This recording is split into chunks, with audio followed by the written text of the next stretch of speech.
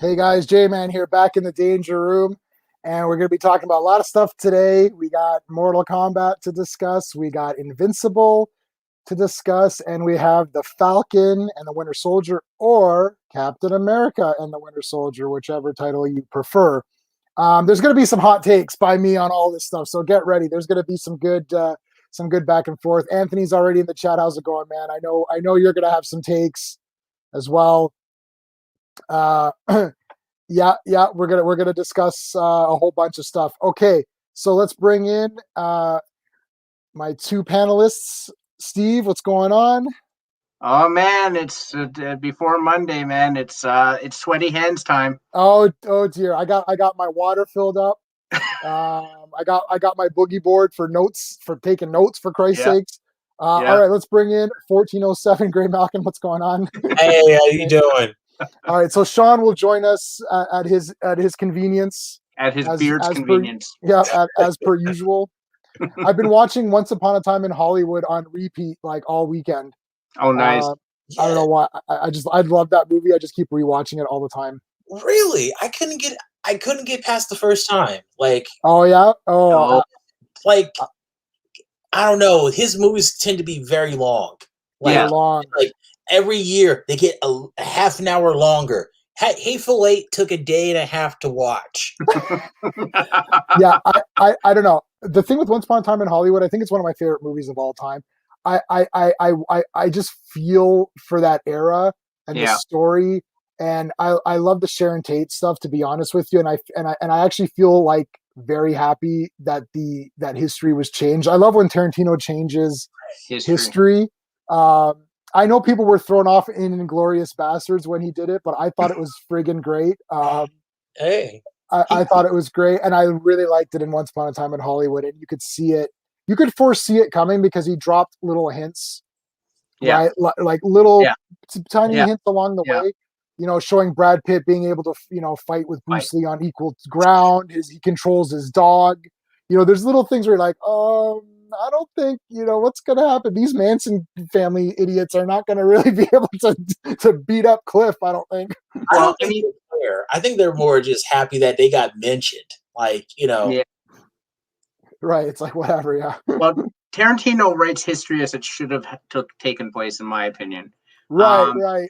I have to rewatch the ending of Once Upon a Time in Hollywood because when I saw it in the theater, I laughed for the entire last 10 minutes. Like I did not stop laughing. My favorite. Okay, hold on. My favorite line is where they Sharon Tate and her friends are like, "Is everybody doing okay?" And he's like, "Well, the fucking hippies aren't doing too good. I'll tell you that." my favorite is near the beginning when DiCaprio's crying and Pitt's like, "Not in front of the Mexicans." Don't cry in front of the Mexicans. They were so actually racist back then. Like just like low key, but he's talking about the Italian spaghetti westerns, which quite frankly I can't get into myself. I do like the obvious ones, Sergio Leone, but like some of the generic ones, they're tough. They're tough to watch, right? And even the European horror flicks like Dario Argento and Mario Bava and Lucio Fulci, which I have vast collections of. The idea that they always redub everything and everyone's talking in their own language, it is weird. It's very weird if you watch like those classic Darios or Bavas or whatever, and you're like, it's like, wait, that guy looks like he's dubbed, but this guy doesn't look like he's dubbed. It's like, well, that guy's a German and he's speaking in German. This guy's an American and he's speaking in English. It's like this woman's Italian, so she's speaking in her, and you're like, this is weird. And it is very weird if you're not used to it. All right, let's say hi to everybody. Anthony was already here. Belle is here. Hey. We got the Skept. Oh, hey, how's it going? So a few of these people I just met last night. I was on Truth's live stream last night for a while and fighting the good fight. A lot of people did not like Mortal Kombat on that. Really? Yeah, I liked it. We're gonna hardcore get into that one. Right. And let's talk. Okay, so Sean isn't here yet. Let's say Falcon and Mortal Kombat for later, because Invincible is, I think we're all on the same page with Invincible. I'm still really liking it. Are you guys still really liking Invincible?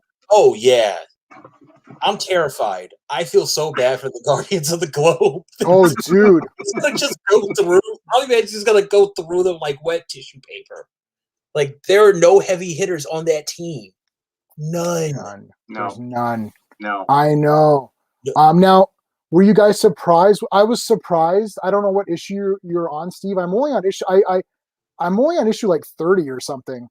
Yeah, Josh, we're gonna be going through that. Flash has yellow light in the Flash movie.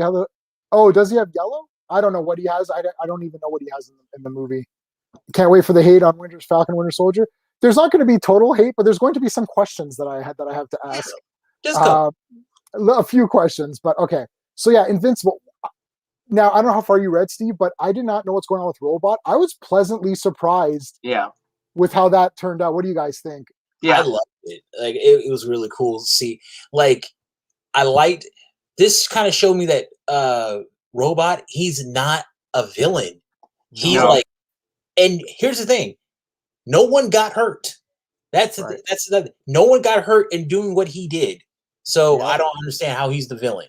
No, he's not. No, I think he's not. I think he's great. So when I was reading the comics, so now I can talk about this. When I was reading the comics, I saw that weird, like I guess now we know that that's him, his original form or whatever. Yeah. When I saw that, I thought, oh, this is some mastermind evil villain or something who's. And really, he's a mastermind, but he's not evil. I liked the Robot angle. He's shaping up to be one of my best guys on. Yeah, it's really turning over that whole thing. Like, you think the ugly thing, the monstrous thing, is the evil thing, and the beautiful thing is the like. No, it's totally the other way around, and that's how it is in real life. It's always that you don't trust who has your back the most. It's always the pretty one who's going to lie to you. Yeah. So, Steve, were you surprised have you read past that or no? No, I haven't got to that point. In fact, where I am now is, I think it's issue 20. And it was literally like the previous episode where he was building the robot guys. Yep. And he was in university, but he actually attends university. He wasn't just there on a trip. He's actually enrolled in that university. But I was pleasantly surprised. I always liked Robot. I was sort of pulling for him not to be a villain. So I was very glad to see them go in that direction. And it was very clever. Like he was dropping hints all the way. Like he was you could tell he was sort of pumped up for Monster Girl. And you're kind of like, okay, this is kind of interesting, but weird. And then it all came together and you're like, oh, he did it for her. Like he basically did it on himself. And now he's like, I can do it for you. I'm like, that's awesome, man. I really like that. I like that. Yeah. And like now they're in the same, they're both older minds in younger bodies. Yeah. That's cool. I'm surprised. It's a fail on me that I fell into the trap of thinking the ugly creature thing was going to be bad. And I fell into that. And I think Kirkman knew that people would fall into that trap when he was writing it, because the way the comic is playing out, you're not seeing what what his true form was up to. You're just like, well, he's hiring these bad guys. Like, what's going on? Mm-hmm. So they played into that really nicely, and it got me. So I'm not ashamed to admit that I got caught on that one, which I like. I want to get proven wrong. I want to sit there and think I know what's going to happen, and then it flips on me, and then that makes it exciting, right? Yeah. Also, can we talk about Cecil? Is he supposed to be the president or the head of the head of what? I don't know. I have him as the head of some secret government organization. Right. Yeah, like Hey Brian, what's up? I loved how he was not playing with Omni-Man. He threw everything at him. Yeah. And I liked how he didn't even want to be with that robot guy. He was like, it sickens me to speak to you. Get him out of here. I'm like, see, that's how Nick Fury was supposed to be. Right. Yes. No, Cecil is also one of my favorites. I love that he's one of those like Amanda Waller types, but not like over the top. Like he's genuinely doing it for the good of the country as opposed to the good of himself. Right. And he's being very quiet about things. And I know his Omni-Man's wife, oh, why didn't you tell Mark? Or why didn't you tell me? And it's like, yeah, I couldn't, right? Like I didn't know how to beat him.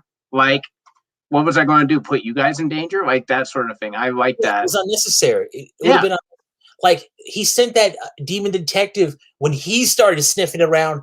He had to get rid of him quickly. Yeah. And he told him like, "Hey man, you're right. Yep. I'm all for it, but we can't let him know we're on to him." So, thanks, Caleb. How's it going? All right. Yeah. Oh, dude, you know what? Yeah, no, Cecil is like getting shit done. But the problem is Omni-Man is like virtually unbeatable. Like you just, and then having that immortal fellow, so I knew he was coming back because I had read ahead. And like it's like he still gets killed anyways. Like, but he's not dead though. No, he could come back, right? No. The fact that they made him Abraham Lincoln, I was like, that was great. Oh my god, man! I was shocked. And he was Caesar too. Like he's been around all throughout history, which is kind of nuts if you think about it. I like that. He's Vandal Savage. Yeah, right? Vandal Savage. All of these characters are somebody else, right? Hey, how's it going, Andrew? And that's so Invincible. This is what I like about it. I like how they're taking the characters that we kind of know and they're doing their little spin on them and changing them around a little bit. And there's enough nuances and there's enough new things to make it so that I'm not sitting there thinking, well, this is just a ripoff of Superman or this is a ripoff of Nick Fury. It's different enough that I can say this is its own thing, and I'm liking it. Hey Ryan, what's going on, man? It's better than The Boys. It's a lot more. It's a I don't know. What do you think? Is it better than Boys? The Boys, because like. I know The Boys is coming from a really cynical place, really kind of hateful place. Yeah, it is. Like, whereas Invincible, it's coming in like on a like big picture concept type of deal. Like Mark is the main character, but I feel like he's not even the most interesting character. Omni-Man is the most interesting character. Cecil is is interesting. His mother is more interesting than him. Like, I never understood that whole thing. Like, why, if you were a superhero, why would you want to be in a relationship? Yeah, I have to tell you, Amber is much better in the books. Because in the book, she also figures it out, but she's more excited about it and thinking like, oh, this explains it all. Whereas in this one, she's like, well, it explains it all, but I still hate you. I'm like, well, okay, well, that's what do you want to do? Though. It's possibly realistic in that sense, but the thing is that it doesn't endear me to the character. No. I'm like, right. No, I get that. You know what I mean? Yeah. Like inevitably, look, we're nerds, right? We're watching this thing. Inevitably, you're thinking to yourself, oh, what would my superhero power be? What would my costume be? This is how it works with us. Well, with me, right? I'm watching this and I'm thinking, oh man, what would I be in this world? And the cool thing about Invincible is that it's one book with all of these characters, so it doesn't have to be just a Mark book. Right, which is why Mark doesn't necessarily have to be the most interesting to anybody. Like I happen to like Robot. Mm-hmm. I think Robot's probably my favorite. I just find that whole thing really cool, especially because it got me. I like him a lot. I still like Mark. Omni-Man is super interesting as well. Omni-Man is amazing. His story, once they explain it, Steve's read past that now, correct? Yeah. Wow. Did you Wikipedia it? Okay, so we all know, right? He's a dick. He's a dick. He's a big old dick. Yeah. There's no way around it. He's a piece of trash. Okay. And I love that he's like this, like J. Jonah Jameson mustache, and it's like this, like, you know, and you're just like, well, you're just a bastard. No, he looks more like a stereotypical cop. Like I don't know. I'm not. Yeah, like it's like military general. Like those General Ross or something. Those highway patrolmen with the mustache, and you know, it's just like the 70s cops or whatever. Oh yeah, they're just dicks to be dicks. Oh, I know. We're gonna get to that. We're gonna hit that up hard. I've got lots of questions. Yeah, lots of hot takes, and there's going to be possibly some headbutting, but I'm very excited for this because I have questions that I think once these questions are posed, there's going to be some rethinking of things. And one question is my own question. Another question I stole from another YouTuber. But anyway, Sharon is. I've heard that. I've heard that she's That's a a good Skrull. take, though. But I would. That would be good. I guess they're setting up Secret Invasion. Is that what everyone's talking about? Yeah. What if like it's just me. Yep. The way they set up the Skrulls and the Kree, wouldn't it make more sense for the Kree to be the antagonists in Secret Invasion? Yeah. Based on how they set up in the MCU. Yeah. I know. Don't trust the Kree. I know. This is one of the fundamental problems of the Captain Marvel movie, besides many problems it has. Out of the many problems that Captain Marvel has, people point out just the one problem. They don't like Brie Larson, but she's not the problem. The structure is the problem, the way they handled it, where the placement of the movie. Yeah. Like those are the actual problems. Like not having Monica or having Monica just be a little kid who does nothing. Ignoring Captain Marvel. Like these are the big problems of that movie, not so much the actress. Like if you don't like Brie Larson, that's fine. You don't have to like her, but like they're just pointing saying, "Oh, she's irritating, so we don't like the movie." But I that's not the reasons. Yeah. That's not the negative reasons. And yeah, the Skrulls, the Kree are pieces of crap. We know that. But Skrulls should be bad guys too. But the way the movie made them, I'm with the Skrulls. Like I'm on the side of the Skrulls, right? I'm like, well, the Skrulls seem to be okay. But anybody that shapeshifts, it's difficult to make them into a good guy because their entire power base is based on deception, right? Like, you know what I mean? It's not like someone who's strong. It's like, well, he could be good or bad, but someone who changes, like, unless they're like a secret agent or something, but it's still deceptive. They're still lying in some way. Love two characters didn't like the series at all. Talking about the Falcon Winter Soldier. I do like Falcon. I do like Winter Soldier. And of course, I love John Walker, the star of the Falcon and Winter Soldier. He's okay. We're going to bleed into this, because everyone wants to talk about it. I know. We're not going to be able to make it to Sean. I'm trying to pause till Sean gets here. Sam Cap suit. Yeah. That was really nice. They were nice. The costume, Sam's costume was bloody the damn best. Like he looked awesome. U.S. Agent obviously looked awesome as well. Seriously, J-Man, Abraham Lincoln. Yeah, it's like he's a president. It's not the way you say it though. Zemo was one of the highlights of that series. Oh, was he in it? What episodes was Zemo in? He was in this episode. He was in nothing. The guy showed up, gave candies to people, and left. I'm like, that was it for Zemo? Oh, disappointing. He's a predator. He just showed up. Yeah, want some candy? Want some candy? He did. Well, the problem is that everything he did amounted really to nothing. Right. Well, there was. Yeah, but can I just say about that? Yeah. The great, as in all great mysteries, the Butler did it. Like I was like, seriously, the Butler did it. Like, okay. Like I just thought of another question. I like Zemo. The actor who plays Zemo was great. Daniel Bryan is good. Yeah. Zemo, the character, when he was in the show, he was terrific.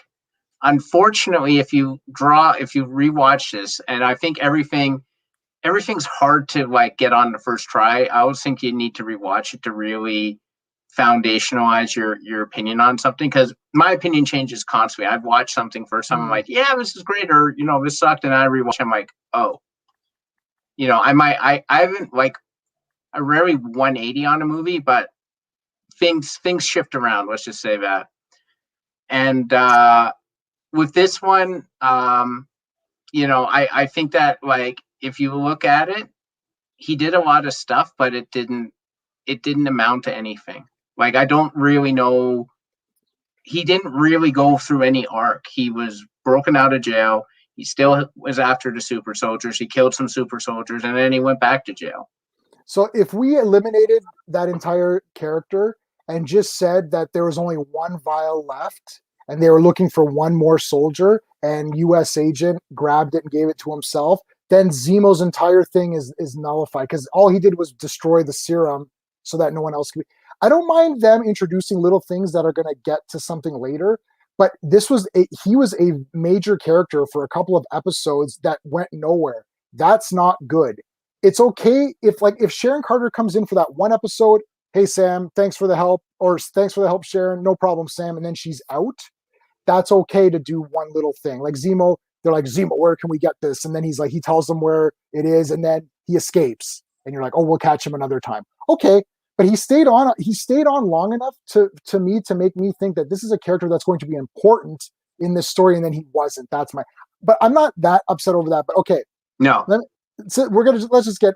we good with Invincible's great? Everyone should watch it. We'll just get into this because we're going to be talking about this for a while. We're not going to get into Mortal Kombat. We'll do Mortal Kombat when Sean gets on, and then we'll do our ratings. And I'm going to introduce everybody who hasn't seen my other videos. I'm going to introduce them on my rating system because I think it's very good. Obviously, because I created it. Okay. I want to give my positives and negatives. On what? Falcon and Winter Soldier. Oh, okay. Yeah, go for it. Go. Just do positives first. Positives. Sharon Carter. She was the hero of this thing. And the only reason I put her as the hero of this thing is she's the only one with the balls to kill Carly Morgenthau. I was sitting there like, if Carly doesn't end up dead, this is a complete shambles. Right? Like Carly had to die. She was irredeemable. And I'll get to that in my negatives. Positives, I like Sharon Carter. John Walker redeeming himself is great. Becoming U.S. agent at the end was great. I love the costumes, as Andrews pointed out. John Walker was terrific. Hey, Geek Studios. So that was the positives. And I would Julia Louis-Dreyfus, I'm very intrigued to see what happens. Yep, I'll agree with that. Negatives. Carly Morgenthau is the most despicable, vile villain in the MCU. What? She hung around this entire show like a wet fart. You couldn't air her out. She was atrocious. She was irredeemable. This wasn't a thing where, I can see where she's coming from. I hated her. The minute she died, I actually breathed again because I literally could not stand her. Literally could not stand her. She was atrocious. Worst written villain of all time. I will give you worst written villain, yes.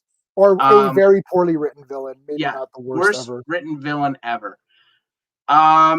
Unfortunately, Captain America, when he looked great, but when he's not fighting Carly, I was sitting there and I'm like, when did we decide Captain America was a pussy? Why is he not fighting her? Yes. Okay. Give me one interjection on this. Now we're gonna get to Mortal Kombat. Kano versus Sonya.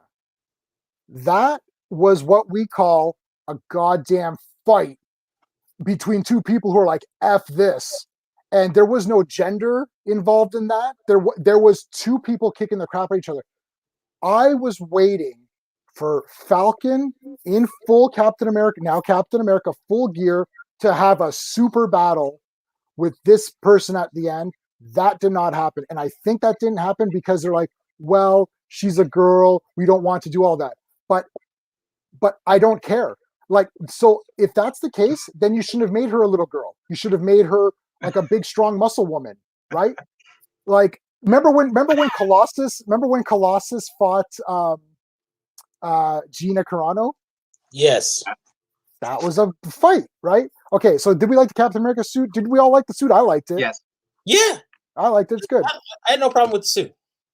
I enjoyed it. I hated Carly. Yes, of course. Dead. Jeez. The Flag Smash was some shitty villains. Agreed. They were very shitty. Agreed. Whoa. Okay. Thank you. Love your shirt. That's probably something I said. No. It's like hell, you know. So okay. Yeah, but Agatha Harkness wasn't there to be a brawler. You know, she's there for her own purposes. So when you have a character who's just there for their own amusement, you can do whatever you want. Carly is the leader of a faction that's trying to make change, and I don't understand. Like, the speech at the end, I did not get. It's like, okay, but we have to think of this logically. for 5 years, so half the people disappear, right? And now there's empty houses. There's more space for people. Hashtag Thanos was right because everything was better, I suppose, right? Okay. So now these people move in. Well, just think about yourself. Like, let's say you disappear and a bunch of people move into your house and then you reappear. You're going to be like, well, I spent my whole life. I've been working since I'm 43. I've been working since I was 16. Like in Canada, legal age is like 15 or 16 when you can get a job. Maybe it was 15. I got a job and worked every stupid day of my life. And I saved my money. And even though I have all this crap behind me, I still saved a lot of money. And I live in my condo now, which I'm paying off. If I disappear and I reappear and someone's in my condo, I'm like, get out. You didn't buy this stuff. This is mine. And they're like, well, you have to understand things are different now. No, what you have to understand is leave my house. It's like, so here's the thing. What was her point? Her point was what? You want to murder everyone who wants their house back? I don't understand what you want. This is what I didn't understand. Maybe Greymalkin, you can explain what she wanted. Because if it needs to be explained, we have a problem. I need to be able to take a stab at it. Okay, so from what I understood, after half the population was wiped out, the world came together. Yeah, it all came together, and they were starting to adjust to this new status quo. Right. The Avengers, because they're sore losers and they don't know how to move on from a loss. But hey, that's just me. Just say it. They brought everybody back, and it just all right. Basically, to them, they feel like they're getting everything they've worked for the last 5 years taken away from them just because of the old status quo is back. Mm-hmm. And they want to fight for it, which I don't know. I can't really. So I'm okay with. Hold on. So I'm okay with that. So I'm okay with Carly saying, you know what, this was bullshit. We also worked hard and whatever. But now I need to know what her plan is. Hey, everyone, come together. Remember how it was before everyone came back? Yeah, it was one world. Okay, how are we going to accomplish this? Well, why don't we stop this vote? It's like, okay, but what are we going to actually do? Because those people are still there. It's like, yeah. Well, why don't we think about what to do? It's like, no, you're a villain. Like, what do you want? Like, just say, I'm going to blow up everyone. I'm going to literally murder everyone that was already dead or something. Remember when Hawkeye went crazy and became Ronin and he was killing bad people? Did he really go crazy, or did he just go Punisher? He went Punisher. But at least I can understand. He's like, listen, I lost half my friends, and why do you still get to live when you're a bad person? Okay. And he went around killing all the bad people. There you go. I feel like that entire thing was flawed, though. It wasn't the Yakuza's fault that everybody disappeared. It was Thanos' fault. So him trying to get at people is like, oh, he's placing judgment on these people who are suffering just like he is, but because he has some like moral code, instead of saying like, hey, bro, we're all suffering. He's like, no, I want to stab you in the face because you're here and my wife isn't. And she makes a great casserole. It was casserole night. But the thing is, nobody was suffering. It was one world and everybody was happy, according to Carly. So maybe she didn't go to Japan and see what was happening there. Steve, what's your thoughts? Because he was killing half. So, didn't Carly have a life before this? Why didn't she just pick up those pieces? And second of all, like the problem is that she came across as a very petulant and entitled baby. She was a brat. She was a suck. And she's ready to kill people. You're a psychopath when you start to kill people because you can't get what you want. You're a lunatic. You don't have a point. Your point is you're crazy. You're a whack job. You need to be murdered. That's it. All right. So okay, let's go. The Joker should die. Yeah, for sure. I'm just, the thing is, here's the thing. It's not clear to me in this show. Now, does the show want me to sympathize with her? Does the show want me to hate her? Does the show want me to flat out cheer for her? I don't know. Or does the show want me to be conflicted? Because even that I don't know. I don't know what it's something like. What's like a conflicting character that you might be like, well, I kind of get their point. Like, see, Joker is evil. I'm never on Joker's side, right? Like, to me, I'm never, and I don't think. Okay, a character who's like that. If we're going DC, I'm going with Batman. Like, he's a vigilante, but he assaults people. Like, he hurts people. Like, he could, like, Bruce Wayne could do a lot better for Gotham as Bruce Wayne.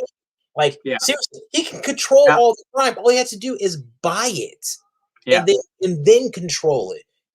But him being Batman is just him working out his anger and that's a fair analysis. Like, that's an interesting take. Yeah, I've heard people use that like in the comics where they're saying like you could do much better, Bruce. I think I've literally heard that. In one Nightwing pointed that out in the latest issue of Nightwing, which you should be reading. Why am I plugging Nightwing when I don't get any residuals? I don't know. Okay, now whether or not a character is a gray character or a villain or a hero or an anti-hero, whatever, there's also a level of excitement that needs to happen in a superhero movie, right? Like, everyone knows my takes on, let's say BVS or whatever. Yeah. But if I'm going to watch BVS, and I don't like the takes on Superman in that, right? But I get to still see some epic fighting, right? And I don't need to agree with the direction of Superman or agree with the direction of the movie, but I can put Batman versus Superman in and be like, wow, that was a kick-ass fight. They fight Doomsday. This is killer, right? So regardless of what anyone says, the action is still cool. Where was the fight here? Now, this brought up a question yesterday, and there's a fellow named Irregular Neil who's on Truth Stream all the time. He posed this question, and it's very interesting. I want to hear your guys' thoughts. Why didn't Carly become a big buff Gina Carano? Because when what's his name was young, small, and skinny, and he took the serum, he became a big buff guy. Why didn't Carly become a big buff? Why weren't any of them big buff super soldiers? Too much money. Too much money. Right? Like, the writer's not understanding what the super serum's supposed to do. Well, they explained that they took. Well, no, actually, they took away all the like psychological aspects. It made it all physical. Yeah, it doesn't make any sense. No, it doesn't make sense. Here's another thing. Now, I thought of this on my own. This is actually slightly weird because the show may have made this mistake, and me thinking about this mistake, unless you guys can convince me otherwise, can really turn things around. The serum, so like John Walker was crazy or had some PTSD or whatever he had, and the serum enhances all of these negative features, right? Like, Steve didn't have, I guess, any negative features or thoughts or whatever. He was pure good. Apparently not, yeah. So that means that Isaiah Bradley is a nut job, and we shouldn't really trust what he says, because if it's bringing out all the negativity, he had a chip on his shoulder and it made it worse. Is that now? I'm just asking: is that a valid point, or did they? Because you're making Isaiah seem bad because everyone's crazy and everyone's bad. Who took the serum and he took it? He took the same serum. Is he crazy? I don't think so. But why? I hate to be that guy. Do it. That guy. Black people in America have a common sense that white people don't. Like, no, I don't. I know how that sounds, but I don't get offended. There's a level of common sense. Like, we know where we are, like, and it's the chip on her shoulder. It's not so much a chip. It's more like background, like past experience. But right, wouldn't that enhance it and make him crazier? Like, to be like, no, they were against me. Like, because if he already thought that they were against him and there may have been some truth to it, doesn't it enhance all of that? Like, that's what they're saying. That's the excuse for Carly. That's the excuse for John Walker. That's the excuse for all these other characters. Well, the thing with Isaiah, you got to remember, he said that he went out and got his guys. Like, he went and got his buddies out of his unit. Yep. And he did the same thing Captain America did, but Captain America got a positive reaction. He got a negative reaction. So like he could have came into it like a little idealistic, probably a little naive, but I mean, once you've been in jail for 35 years, we don't know. Again, we don't know if that's all he did. Like maybe he's exaggerating the story because he's messed up. And he's like, oh, all I did was this. And then, the other side of the story is like, well, he also killed a bunch of innocent people on his route to doing it. We don't know. Like if the serum messes you up, then we have to assume anyone on it is going to be slightly messed up. So can we trust that person? Can we trust Steve? I don't know. And that's what I'm saying. Can we trust anybody? But, okay. The problem ends up being that this is the first time that the super serum was given like these weird side effects where it can make you like demented. I sort of thought to myself, this was not like they may have had Dr. Erskine's formula, right, but that doesn't mean they did it like he did. Maybe there was an additive or something that changed the chemistry in some way. So I'm just making that up. Got the good one? Yeah. Would we say that Isaiah got the good one? So yeah, we can because trust him? Everyone else who got injected fairly recently, and it was all off that other doctor who I don't think developed the one that Isaiah took. So that's a good point. That's an interesting point because it's not really exactly the same thing. It's a mutation. It's an evolution of the formula. Like you're drinking Coke. You're drinking Coke 30 years ago. It's not the same Coke as it is now. Okay. So that's a viable argument to say that, well, perhaps this serum is slightly mutated, or it can't be exact because it's not even the same guy doing it. So somewhere along the lines, it lost something and produced these side effects. Okay. It still doesn't explain them not getting stronger though. No. Miles Morales, Finn and Spider-Man Miles Morales. I didn't read any. I've never read any Miles Morales Spider-Man comics. So I don't know anybody from that. Also, you got to remember, Bucky had the super soldier serum as well, and he didn't go crazy. He was just he was just brainwashed crazy, right? Yeah. Okay, am I stupid? Like who controlled Bucky? Who was controlling him? Hydra was controlling him. Hydra. Is that okay? So fail on my part alert. I never read any Winter Soldier comics. Is the Winter Soldier a Russian agent or is he a Hydra agent? I thought he was Russian for some reason. Well, it's supposed to be Russian. Well, the way I hear it is that he would Hydra kind of like rented them out to the highest bidder. Like if Russia like we wanted to rent them out, hey, up, we'll do the job. You give them back. They use them like a car rental. Right. Yeah. Now, Anthony brings up another point that I wanted to discuss. Now, this is not my own take. This I heard from a YouTuber. I'm not going to mention the YouTuber's name. But he did point out saying that he felt that Falcon should stay on his own and call himself Falcon because that's what he originally was. And he feels that taking on Captain America is a demotion. It's like, you should just be who you are. Like, you're the Falcon. It's like, if you're Captain America, you're just like what the show is saying, that Sam Wilson isn't good enough to be Falcon. He needs to be Captain America for us to like him. That's his take. It's like he goes, what Falcon isn't an acceptable leader. Like he has to be Captain America or else we're not going to accept Sam. I thought that was an interesting take. I only just watched that 5 minutes before I started this stream. So that's why I was writing it down. What are your thoughts on that? It's an interesting take, but this is the equivalent saying you should just stay as governor. You shouldn't try to be president. No, but you're saying that Captain America, like, why is Captain America better than Falcon? Because of what the title stands for. And right? He was it. Yeah. Like sorry, go ahead, Gray. I'm sorry. Like the difference is it wasn't that Sam is taking it, he was given it. It's a title, it's a symbol. Like Captain America is the leader of the Avengers, and for him, like, and plus, with these superheroes, they need like old set like what is it? It's easier for somebody to take up somebody else's mantle as opposed to doing it themselves, because then you have other people say like, oh well, you're not as good as he is. Yeah. It's a whole thing. All right, so it's a marketing issue. We're gonna get back. We're gonna get back to that because I have a point. Okay, so let's go through. No super serum, no blonde hair. Yes, that was his big speech at the end.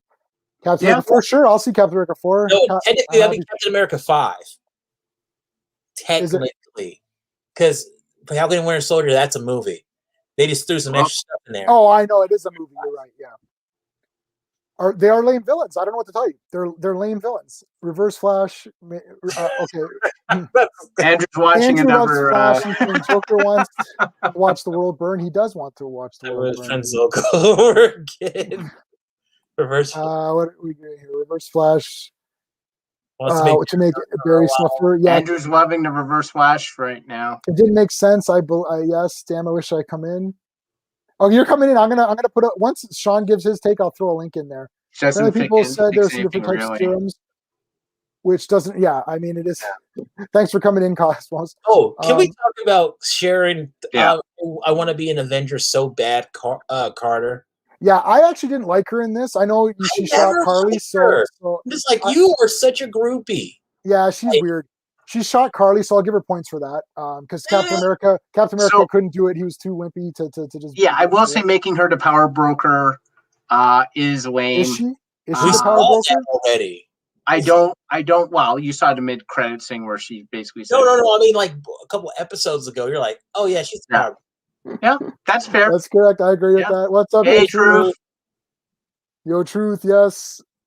To talk in more realistic manner. Yeah, that's all right. Yep. Hey, Ambassador, what it is? Good evening, fellas. Yes. Good stream, MK. Yeah, we're gonna watch MK. What's Falcon and Winter Soldier? Yes, got some catching up to do. Yep. Steve gave him the shield. It's not like he was begging for it. Sam should be Captain America. Yeah. So should someone else be Falcon, or no? Well, I mean, can a white person be Falcon? Sure, why not? Can a white person be Black Panther? It's a mantle, right? Really? I'm asking. Monarchy, man. It's a monarchy. That's like saying, do you want a black person in the British royal family? So could a Canadian be Captain America if he became a U.S. citizen? I mean, technically, America was part of Canada, so I can be Captain America. I mean, we don't have Captain Canada. We have Captain Canuck. He's kind of not the greatest. Captain Canuck. Oh no, you have Vindicator. Yes, we do have Vindicator. Yeah, Vindicator. It's a symbol. Yeah. Flight. So underrated. So, meets both guys. All thanks for dropping in. She's not the power broker. Right. I was just about to ask that. Is she the power broker? Do we have evidence that she is? Or she's the power broker's assistant? Yes, I know that other soldier does become Falcon. I know that. Yeah. I'm just posing questions. I'm just posing questions to see if I can invoke any anger. Power broker is such a dumb name, I suppose. Yeah. Black Panther character is based on being African. It wouldn't make sense. But if it's a mantle, unless he was albino. That's the only way it works. Like the guy from Black Lightning. Right. What's his name? Tobias Whale. Tobias Whale. He's great. Yeah, he's great. What else? Marcy, stop hating. So I think the question is like, what's a mantle and what's not then? Because is Captain America based on the fact that it is Steve Rogers and that's it? The YouTuber that I watched, his point was saying that he feels that they're trying that the writers are saying the black characters are not legitimized unless they take on the mantles of the previously white characters. That was his point, saying that we can't accept Falcon as being a unique individual character. We need to justify making him good by calling him Captain America. This was his point. Which is kind of a scary point, right? Like it's like, if Miles Morales wasn't called Spider-Man, would anyone read Miles Morales comics? See, I always looked at Captain America as Like it's like you can afford not to have a Falcon, but you should always have a Captain America because he stands for America, right? Like, and I always feel like someone needs to be in that position. I don't think you need a Falcon per se, but you need a Captain America. What are your thoughts? Sort of look at. What are your thoughts, Greymalkin?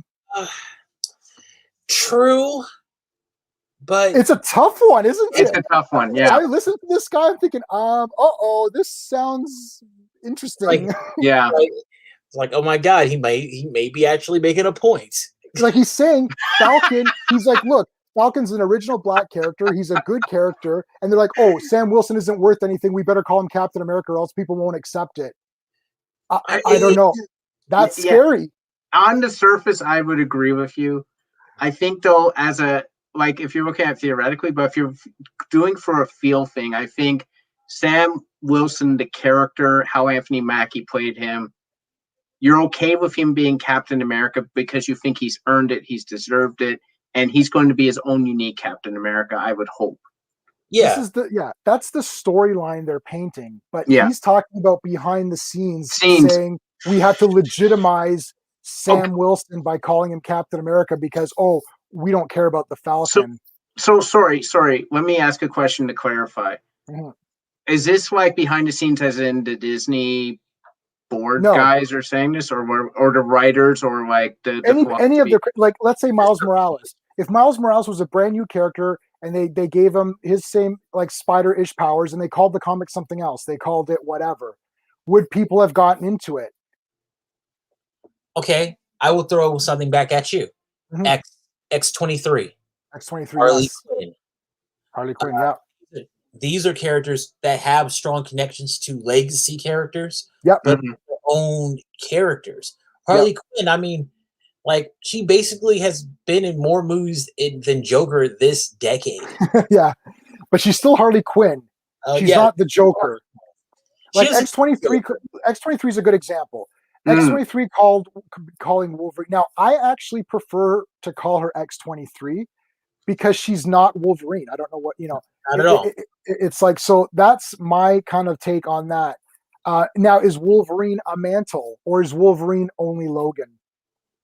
Captain America seems like a mantle because he's called Captain America and that's just like a generic name, right? It's not Luke Cage, but could there be a Power Man? Like, if Luke Cage retires the name Power Man, could a white person be Power Man?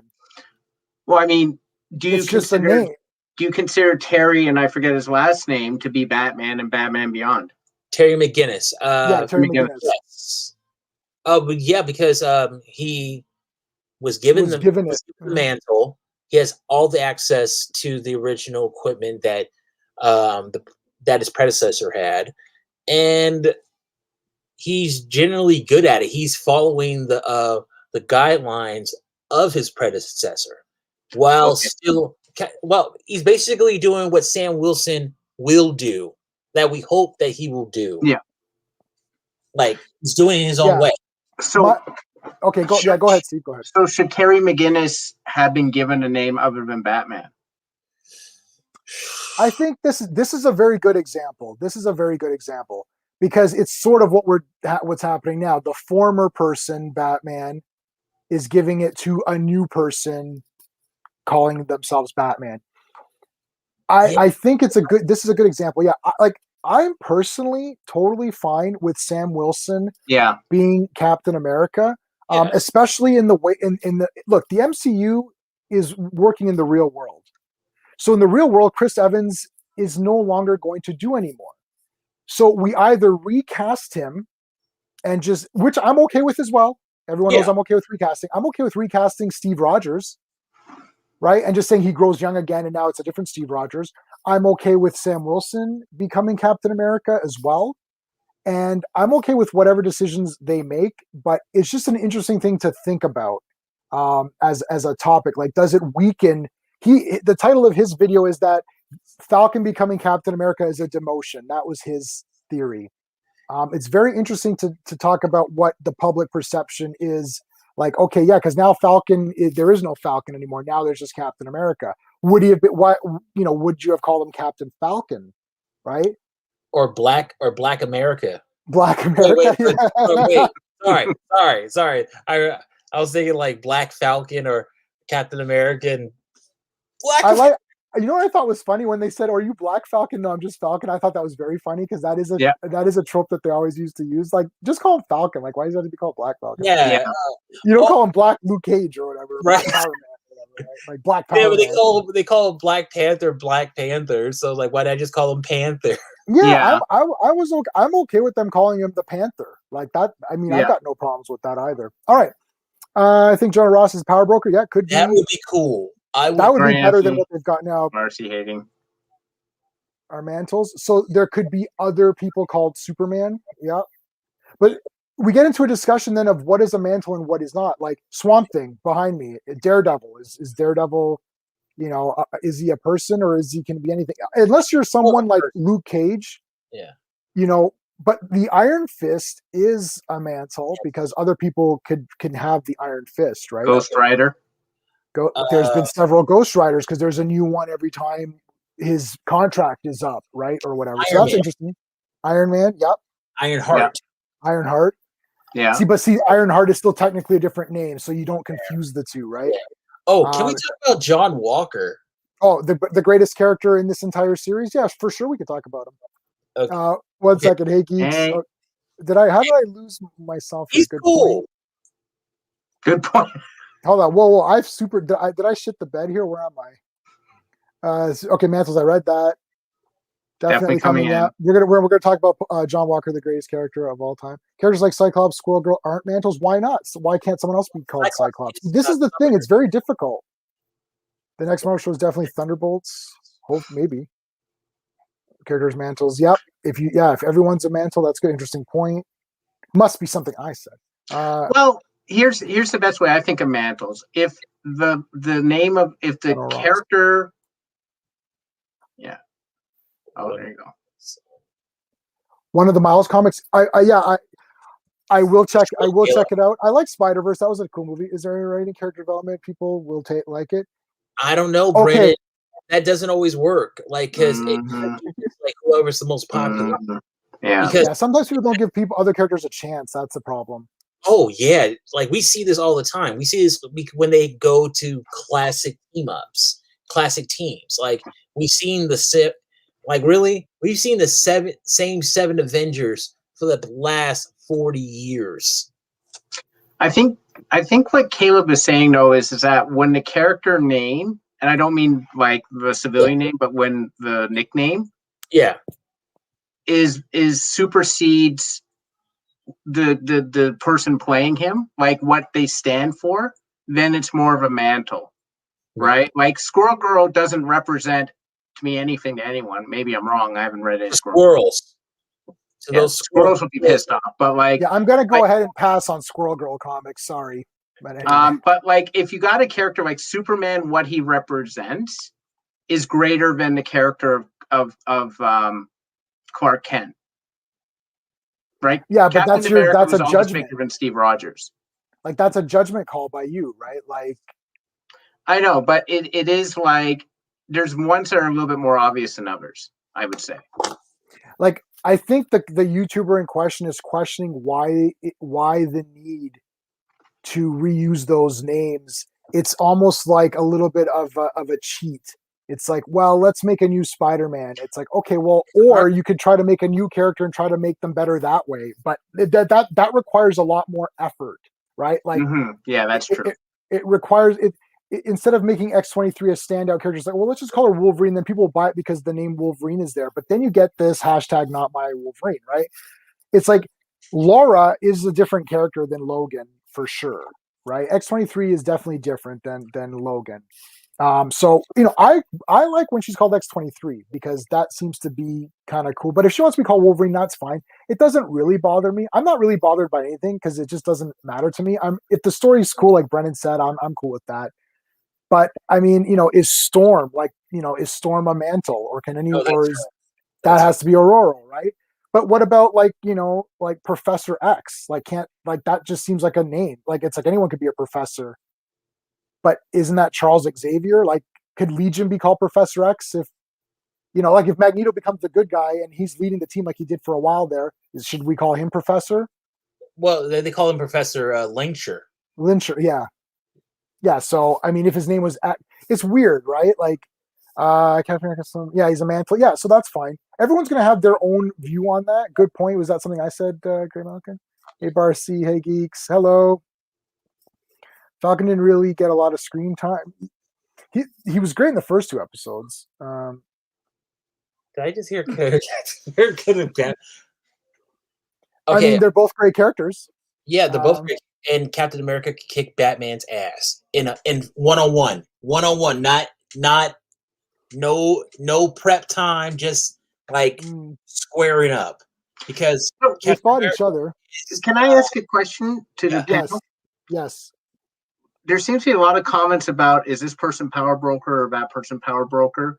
What does being the power broker actually mean? Like, there seem to be a lot of questions about the power broker's identity, but my question back is, why does it matter who the power broker is? Like, who is the power broker? Well, it doesn't matter because it's like absolute rubbish and no one cares. They did nothing for this character. Like, oh, the power broker. Oh, okay. You didn't do anything. So you want to create a possible villain just in case, or like, they's like, hey, remember we mentioned the power broker over here? Well, they're going over there. Yeah, so mention them. Like, have something in the background. You know what I mean? Like, you shouldn't have the power broker be such an integral part to this story, and then it's like they don't do anything. Like, and also, why is Sharon Carter now supposedly evil? Like, she's going to like get this access to all this, and she's like, oh, and I'm like, arms dealer. Yeah, but why? Like, she was part of S.H.I.E.L.D., and I guess she got in trouble because she helped him out in Civil War, and now she's just like, I'm just totally corrupt now, and I'm like, I don't think she's corrupt. I think that she just adjusted to her situation because remember, she got wow. I'm not hey, Jay. Not you. No, not to you. Just Sharon Carter. Who is like so cool, our Canadian I'm with you. No, Sharon Carter sucks. She should die. She should have been arrested and she should join the Thunderbolts. That's how you redeem her character. But whatever. But with Sharon Carter, she adjusted to her situation and is like, you know what? I am not really loyal to the United States. Like I'll just go where the money is. And she placed herself now she's in a situation where she has access to all that stuff. And I don't even think she's a power broker. I think she's just a face, or she's an assistant to the power broker. Assistant to the regional manager. She's the admin assistant to the power broker. She's not assistant power broker. She's assistant to the power broker. As they say in the office. Collective. Like it's like 4 or 5 people, and they're all. So the power broker in the comics was just a character called the Power Broker. I haven't got to his part yet. I'm rereading all of these issues from my childhood. Yeah. And when I was a kid, I would read the pictures mostly. So it depends on the character when it comes to yeah. Again, I think everyone's going to make their own personal judgments on what they feel works. I mean, comics have been around forever, so it's hard. You wish Kingpin was? Yeah, that would have been cool. That would have been amazing. Squirrel Girl sucks, that's for sure. Nobody cares about Squirrel Girl. Hating on Falcon Winter Soldier. Oh, no, we're not super hating on it. You mean Captain America 5? Yeah, Captain America 5, yes. I mean, I always want another thing. Right. Like, I always want more. So if they're I want season 2 of this for sure. I always want more because I like to see superhero stuff and I like comic books and all that kind of thing. Yeah. I really, really liked. I'll tell you some good positives about this episode. Number 1, Isaiah Bradley getting the statue, I thought was really awesome. Yeah, that was awesome. Classic. That was very, very. That was handled extremely well. Probably the best thing they did in that episode. I really like seeing U.S. Agent getting his full costume. That's great. Yeah. I've got my U.S. Agent shirt coming. It's on the way. I've already ordered. I really like that. I like that Sam wanted everyone to at least talk it out more. Yeah. Like, I know he gave that big speech and, it was kind of like, okay, yeah, you're giving a speech. But, there's some good points he made. Let's bring Sean in. Sean, what's going on? Gee, I wonder if you're talking about Falcon and Winter Soldier. So all I heard was big speech. And I'm like, Who made a big speech this week? I don't know. Who could it be? Can I ask a question right away? Sean, are you going to rant on Falcon and the Winter Soldier? Like, just prep me if you're going to rant. Yes. Yes. Okay, we're gonna get to Sean's rant. Okay. All right, Sean's rant. Water. Let's get ready. That beard is immaculate. Get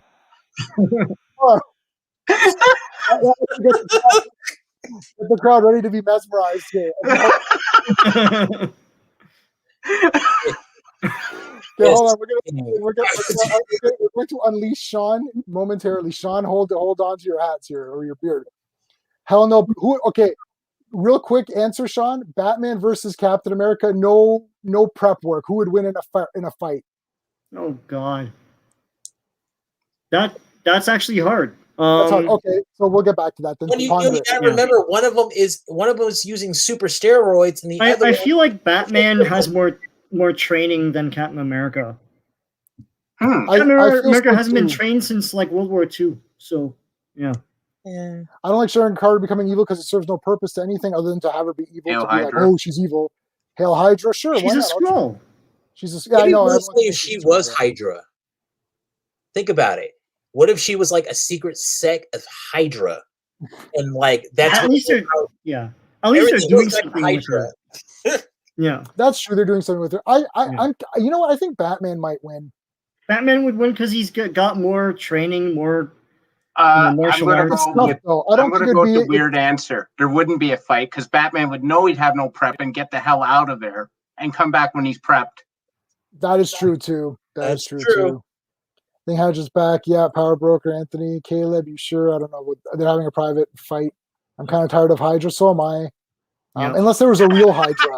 Unless there was an actual real Hydra, I'd be all over that. Real AIM, not that crappy Iron Man 3 AIM. Oh, yeah, no. Iron Man 3's back. AIM is so fun. Not hating. You funny Batman would whoop his ass like what's wrong? Okay. Batman would cry in his pillow saying, Mom, Dad, please don't die on me again. I loved WandaVision as well. I'm always excited to see something new and see where it goes just because I'm a nerd. Saw the last episode. Yeah, it's okay. Truth. Sean's beard should have his own stream. It should. I 100. This is the truest comment I've seen so far today. Yeah, that is why Sean, he is the truth. Your beard would have 1 million followers. That's all I gotta say. Sean is Sean gonna hate now, it? Sean's beard is in slow motion. Like, okay, we're discussing Falcon Winter Soldier. Ryan. Hey Ryan. All right, let's unleash Sean. Okay, Sean, go do your rant. See, now that you want me to rant, I won't. This show is frustrating to me. So like I don't think I'll revisit it. I don't think I'll watch it again. It doesn't have anything to say because it basically wants to straddle both sides. And if you do that, you don't have a point. And if you don't have a point, you don't have anything to say. At the end, when Falcon is going off on like those politicians or whatever, it's awkward and stupid. And part of the problem is that they didn't tell most of what he's saying in the show. So he's doing all the heavy lifting in that speech. It's like, I still don't, and I'm not the only one. We're not the only ones because I saw some other reviewers saying we still don't know what Curly's plan was or what the problem was. And if I saw what the problem was, like at the end, Falcon's like, there's people on streets being moved by guys with guns. They would call them terrorists too. It's like, well, no, they're just like working for the government. And like, there's a reason why terrorists are called terrorists, and Carly is a terrorist. And for him to say she's not doesn't make any sense. He's still treating her with kid gloves at the end. We still don't know why. A lot of people are hanging on to this idea that there was a lot more they're going to do with this show before the pandemic. And that's why it's only 6 episodes and a lot of stuff is cut. You know what? You can plug holes in Swiss cheese all day.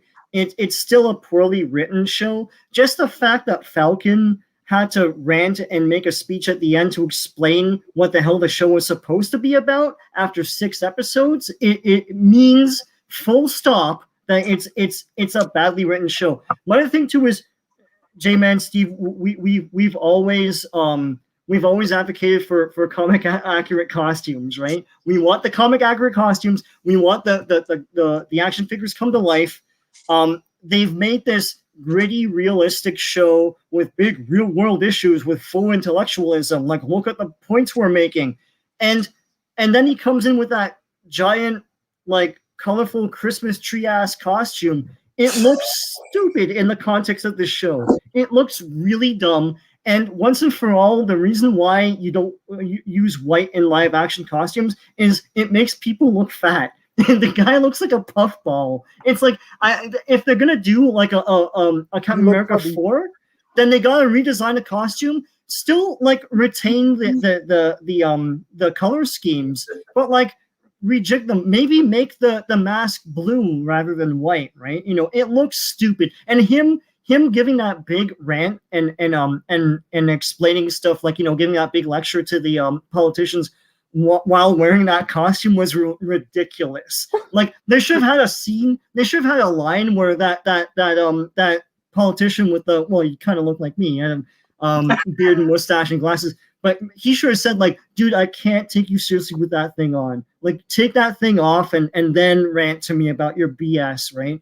Like, look, in any other context, maybe in the movies it will look awesome. But in this thing where they're like, oh, race, oh, you know, terrorism versus freedom fighters, oh, you know, like big important questions, and they have him come out in that costume at the end. No, I'm sorry. Like, I can't, like, I love comic book costumes, but introduce it in a different way. What the hell was that? And he sucks too. It's like, he's the Falcon in all these movies, and he's a superhero, but he can barely hold his own against Batroc. And he's like, he's literally calling on his, like, comm, like, well, will you guys hurry up? Oh! And he's like fighting Batroc. That literally happened in that show. I don't understand his powers. He doesn't have the super soldier serum, but he's able to hold up that bus. And you could say, well, it's the backpack, but that backpack didn't fire up until partway through that. So I don't understand that. Anyways, listen. My frustration with this show is that you can only enjoy it by turning your brain off at the door and watching it as a live action cartoon. The problem is the show doesn't want you to do that, because it's like, look, race, look, injustice, look, blah, blah, blah, look, real world issues, and handles them so clumsily that you have to turn your brain off and watch it as a cartoon. That's my problem with this show. I don't hate it. It's not shit. But it's watchable, it's serviceable as getting you from point A to point B of, like, listen, he was Falcon, now he's Captain America. Look, just concentrate on the point on the A to B and don't concentrate on the rest of it, and you're good. And that's frustrating to me. And so, yeah, it's not shit, but it's not great. And if people love this, fine. I'm glad that that Falcon and Winter Soldier is popular among people. It carries on the legacy, but I don't. I mean, I'm on the verge of saying I don't like the show. Anyway, that's it. Whew, we're gonna have to timestamp that one. I'm gonna just share that with everybody, because, like, it's like, that's like, okay. Let's pause to identify some of the people in the chat here who I've, like, completely lost. Where Sean's beard so stream. I read that. Okay, right. Back. Raven, how's it going? Thank you for joining us. Ryan, hello again. RC rant, yes, that was a rant. Why is StreamYard being so garbage? Why is StreamYard being Falcon and Winter Soldier right now? Okay, I'm just joking, people. The Snyderverse is weird. As soon as I get it, I'll let you know. Why is everyone ranting this? I know. We got nothing else to do. Truth ranted for 3 hours yesterday. Because there are other places opening up, and in our states haven't been able to. I can't party yet. I liked WandaVision, Anthony, but we know that you're 50-50 on stuff. WandaVision was a better felt series. Awkward. It did, yeah, a little bit. Can I just say, Sean, I don't always agree with you, but I always like how you put things. Let me put it to you that way. You always put things in a very, very intelligent way. Even when I disagree with you, I still like what you say. I'll put a link up in a minute. We're gonna do our rates on Mortal Kombat, then I'll throw it up. Oh, yeah. Did you see Mortal Kombat, Sean? Yeah. Okay. Yeah. WandaVision was disappointing. I liked WandaVision a lot, but I'm a mark for the White Vision. We're going to call him White Vision because I just can't think of another name. I liked it, but there's a streak between that one and this one where they're Yeah. That's why I was dying when you said well, the thing is that I will never argue against comic accurate costumes, and Sean knows that already. That's why he pointed right. that out. But come on, Yeah. Christmas tree looking ass, yeah. Hater, yeah. Anthony's a Wonder Woman 84 hater, so I don't know where he's going. God, I thought you were roasted for like a couple minutes. Like, man, you old frosted face looking ass. Hey Marcus, how's it going? Looking like an action figure ass. Oh man. Is small screen I have no idea what that is. I have a lot of subscriptions, but none of them are too. I don't know small screen reliable. I'm gonna say no, just because nobody's. Yeah, I haven't heard them break anything, so they're gonna hate it. Yes, Anthony called it. Wow. Okay. Yes, I didn't say I hated it. Yeah, I'm not saying I hate it. I just read against it. They're just Snyder cultists, Anthony. Oh, we are definitely not. He knows that. I thought you hate MCU also. No. I like or dislike whatever I like or dislike when I'm watching it. What do they expect? Caleb trolling, yeah. Snyder cultist, yeah. I'm getting an S tattooed on my forehead. Stop hating on the MCU. Poison. Where are we going here? Okay. All right. Jacob. Oh, how's it going, Jacob? I think this is I don't think you understand the government works on the show. I don't think the government understands how the government works on the show. I think they just do whatever. I don't know. See, the thing about the MCU is they need to go there. They need they only keep it at a certain. Just go there, not all these superheroes are going to have the same opinion. I don't know. I think that's sort of what Sean is saying. It's like they really want you to get deep into the issues of America and race issues, but then they don't really want to go all the way, and then they don't explain themselves. And it's like, well, if I don't understand where characters are coming from, it's hard for me to feel for where they are. Like I thought the Isaiah thing at the end was nice. Did you like this giving the statue to Isaiah? I like that at the end. Yeah, that was cool. I think everyone called that though. Yeah, it doesn't matter. It's still a good. It was still a really nice moment. That was a nice moment. Yeah. That was literally, guys, the only moment in this entire show where I felt a little bit like I slightly choked up a bit. I thought, oh, that's really cool. Did you read they wrote a whole thing. You can freeze it and read it. Oh, you can. Yeah, I didn't. Yeah. That was the only time in this entire thing where I felt something. Other than that, I was like, okay, John Walker's the best. I just want to see him fight people. It's like I feel the Isaiah thing is a lost opportunity because they didn't show it. They didn't show why John Walker has PTSD. They didn't show the big issue that Falcon just alludes to in his speech at the end. That that everyone's being detained or removed from places at gunpoint. Show that, and then maybe I'll be on. Then maybe I'll understand why Carly is the way she is. They didn't. They had 6 episodes to do that. Show it. They shouldn't have had. As good as Baron Zemo was, maybe they shouldn't have had him. Baron Zemo was useless. Yeah, they bring him out, and I don't quite remember what the hell he does. He coaxes some kids with candy to tell him something, and then he goes away. That's not a story. There's no use for that guy other than looking cool. He did look cool. All right, so let's go here. No arguments. Let's stay. Oh, here's the thing. I think this is what happens when you have a large company try and do a profound storyline, but trying to please both sides of the opinion. So it sort of just skates along the surface of the issues and doesn't really say anything. Right, I agree with that. It's like they're trying. All they're doing, they don't want to get. Well, like you guys said, they're not giving you a real opinion. Also, I kind of felt like Sam, he said, "Oh, I know racism. I'm from the South." I'm like, wow, really? Yeah. Now in the comics, Disney stands. Was he not from Harlem in the comics? Am I mistaken on that? I don't know too much. It sounds like a Marvel thing to do. Luke Cage is from Harlem. No, he's from Georgia. I'm sorry. Is he from Georgia in the comics? He's from Georgia. Who? Yeah. Falcon? No, Luke Cage. Luke Cage. Luke Cage. No, but Falcon is from Harlem, I believe. Somebody can figure that out. J-Man W is so trash. No, it was trash. No, it's not. It's a good thing. I value everyone's wrong opinions on that. It's one of the best directors. Who is that again? Can somebody remind me? Dune. Oh yeah, I'll watch Dune. Although it's got no colors in it. I don't know why they made it black and white for us. They desaturated Dune. Dune is like it's like they desaturated that whole movie.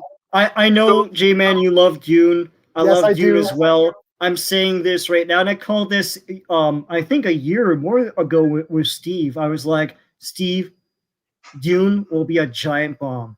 It'll be a supernova bomb. The thing is, like, and it's half the book too. It's not even the book. It's like, they're never gonna make the second book. I mean, the second movie. Where would they cut that off? Well, they're cutting off before Sting's character. Fade. Oh. Yeah, they're cutting off beforehand, so you don't even see that guy. So what's the point? What's the point? Dune should have been a TV show. I agree. First of all, Falcon is from Harlem. You're right. Yep. Sean, I'm not saying you're wrong. I'm saying I hope you're wrong. Yeah, no, I hope I'm wrong too. But like, I can't see people getting mega into this. It's not fun like Guardians of the Galaxy. Everyone's like, Guardians of the Galaxy was nothing in it. Yeah, it was fun. The trailers were fun, and it's like Dune is cool, but it's like only if you're a mega science fiction guy, right? I mean, it's not like super jokes and like freaking mega action. So I don't know. God damn, that's like my favorite book. I think I like Ubik from Philip K. Dick. Sean. I agree with you. Dune is a hard sell because hard sell. Really hard sell. And the casual viewer, they don't know what Dune is. Yeah. So, that trailer was so stupid. It's just tell people 10,000 years from now, at least that, I don't even think people knew that was in the future because they didn't say that, Yeah, Dune is a dense. I've read the first 4 out of the 6 that Herbert did. His son or whatever continued them all. The first 3 are actually excellent. Yeah, the second book is like mega small. I tried 4 in high school. I was like, you know what? I'm done. I can't get through this. You know what? Okay, okay. I did half of book 4. I'm gonna have to restart it, to be honest, because it lost me somewhere in the middle. I got lost, and dude, I can read 2001, Rendezvous with Rama, and these are fat sci-fi books where they just walk around and talk about science fiction and how awesome it is. And I'm like, this is the greatest thing ever. And Dune book 4 was a tough one. It's tough. I'm very curious to see. The third one is fast. The second one was fast. Yeah. That was very fast. Yeah. Oh yeah. Paul, that was Paul of Dune, right? Children of Dune. That was good. That had stop and start parts. Like it seemed like it's going really fast and it'll stop, and then go really fast and then stop. I did like it a lot. Hate is useless. That is true, right? And that, just to let everybody know, I always want everything to succeed. I want because I want fandom to continue on in a positive way, and I don't care how that's represented. If everyone says Invincible is the best, perfect. Let's get that going. Yeah. Whatever. I don't want Dune to bomb. I'm just saying, I'm surprised he even made this thing. It's like it's gonna bomb. I don't think it's gonna be. And I want Falcon. That's what I said. I want Falcon and Winter Soldier. So listen, I'll pass it and move on to your Captain America 4, whatever you're calling it, and let's see what you do with that, right? But yeah. Okay, so let me get through these, and we're gonna do our Mortal Kombat thing, and then I'll throw a link up. Okay, Moon Knight. You give Batman a hard time. It's tough to these geek battles. It's very difficult because, it's Mortal Kombat is a 5 out of 10. Anthony, we're gonna ignore that comment. Moon Knight's pretty cool too. For me, I'm just gonna go with Batman because he's older and I just respect the character, and I'm just gonna be like, yeah, Batman will figure out a way to. Batman's never gonna have a fight where he's not prepared. Yeah, that's the thing. I showed that again by accident. Listen to women that he doesn't know what he's doing. because he'll just take anything that he's giving. Yeah. So I'll tell you my wife's rating when we're done of Mortal Kombat. My wife has played 0 video games. My wife cannot pass the first Goomba on the first screen of Super Mario Brothers. She literally walks into it and dies. She's like, I don't get this game. I'm like, you're supposed to jump over it. She's like, and then she'll jump straight and fall down and get hit. She cannot play video games. She knows nothing about Mortal Kombat. So she's a Super Zero, knows nothing. And I'll give you her review. And you're going to wait for it. You're going to wait for it. All right. Wanted Scorpion. Yes. Yeah. Underutilized. I mean, this looks like the first of many. Budget was $95 million. Wow, that's pretty good. Okay, yeah, that's a fair point. MCU haters. What? Hey, whoa. Everybody knows I'm not a hater of anything since I own. Even when I hate something, I still buy it on Blu-ray. Just like Batwoman Season 1. And I'm going to buy Batwoman Season 2 on Blu-ray, for Christ's sakes. I'm going to avoid it because I'm not a masochist. It's awful, yeah. According to Google, Falcon's from New York. Yeah. Which is weird. Which is so weird. I know what racism is like. Do you though? Yeah. Do you? Very good. Yeah. I mean, Tony Stark made it so he didn't have to pay him. Sean gives me hater points. Oh, Caleb. Sean has watched. He hates Batman versus Superman. He's watched it about 14 times. He has toys from this movie. He I've bought watched the it toys. 10 times, yeah. Well, I also bought the Black Superman costume toy, even though I didn't like the black costume. Yeah, I cannot like something and still like mega watch it. And I give a lot of things, like I watch a lot of kitsch and crap that people would hate, you know. Yeah. That yeah. All right. But I'm hard on things. It's like, listen, you want the criticism? That's what it is. Is Falcon Winter Soldier cool because they had some cool fights in the first and second episodes, and a cool fight like throughout all of the last episode? That's cool. You know, I'd want it's Marvel come to life, right? So excited for Dune. Yeah, I will. We're all gonna watch Dune. That's right. We're all into it. Small Screens website gives scoops on entertainment. Oh, okay. Okay. I don't know. I don't get into. Sean does spoilers for me. Sean just tells me what's coming out, and then I just believe him. Sean, I go to Sean's like personal. I just text like Sean just texts me, "Hey, did you hear this?" I'm like, "No, thanks," and then that's how I get my news. I literally know nothing. I'm like still stuck in like the 80s where I'm excited for things. I'm like, oh, like I didn't know Tony Lang was the Mandarin. Everyone's like, yeah, everyone knows that. I'm like, oh. Literally everyone's like, everyone already knows Wonder Woman 1984 was spoiled like a year and a half before it came out. Like that whole thing came out. Zendaya looks good as Chani. That would be good. Space Jam 2. Yeah. I never saw Space Jam Part 1. I saw it in the theater. Me too. Wow. Yeah, I never saw it, man. Maybe that's a fail on my part. I'm not into basketball. It's not great. It's cool. It's fun, but for what it is. Yeah. Okay. I was too old for it when it came out. Yeah, we're gonna get to it super fast. Okay, Conjuring 3. Yeah, Conjuring 3, Suicide Squad. I'll probably see all those. Herbert's Dune. Yeah, Dune is awesome. I want W to succeed. Yeah, for sure.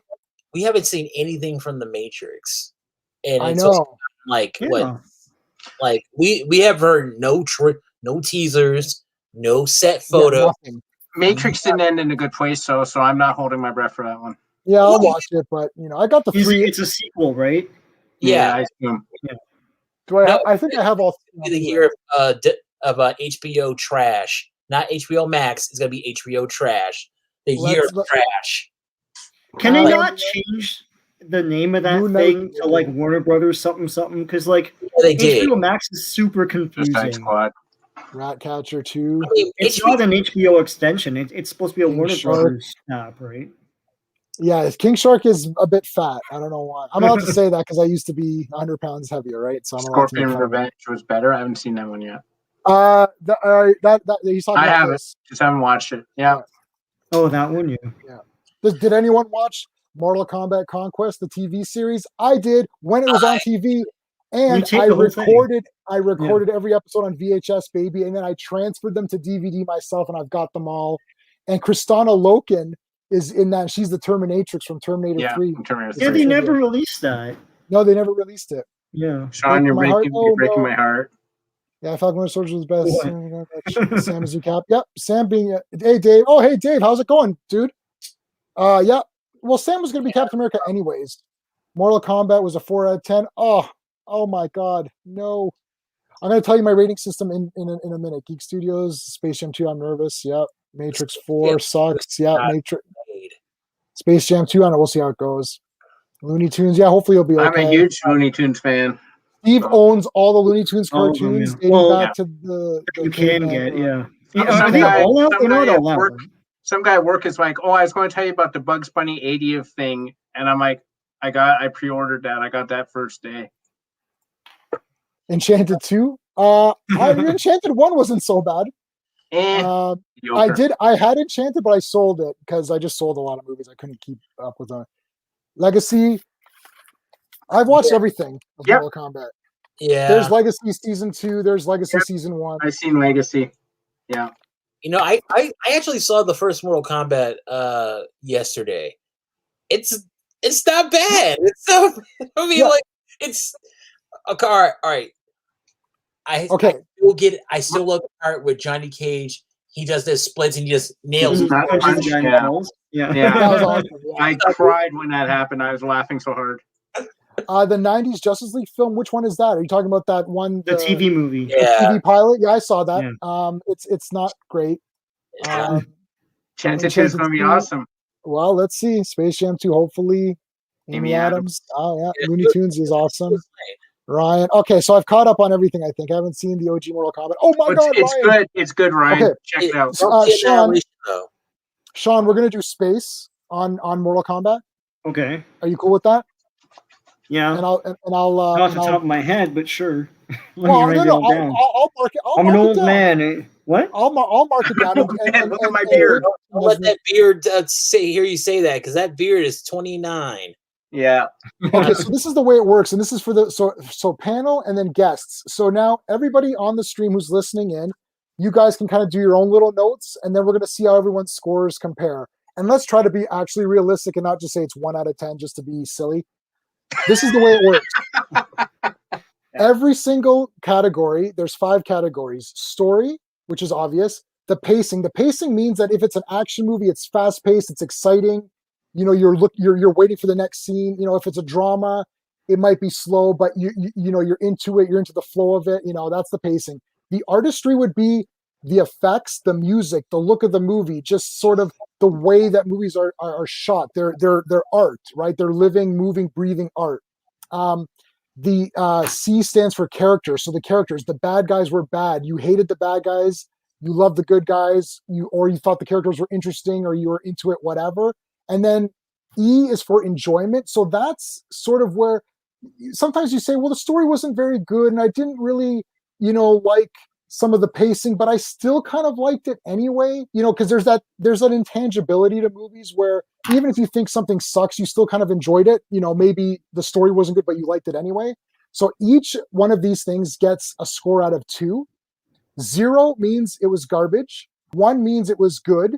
2 means it was great. So 1 is like average, and you could do 0.5s in between. Okay. So Mortal Kombat, the story. Steve, what do you think for the story out of 2? 1. 1. So average story. Okay. Greymalkin, what do you think for the story? 1. 1. Yep. Sean, story? 1. And I agree with that. 1. So we're all on that page. Okay. So yeah, storyline, it was okay, right? They missed some opportunities, but they didn't shit the bed. It was like they kind of explained why people have powers, which I thought was kind of neat. Right, that's kind of neat. Having a tattoo. It's a movieism, and I don't like that. Just get right into the thing that Mortal Kombat is, the tournament. But it's like, well, we have to explain the powers though, and they concentrate the whole movie on that. And I know that's a movieism. I get it.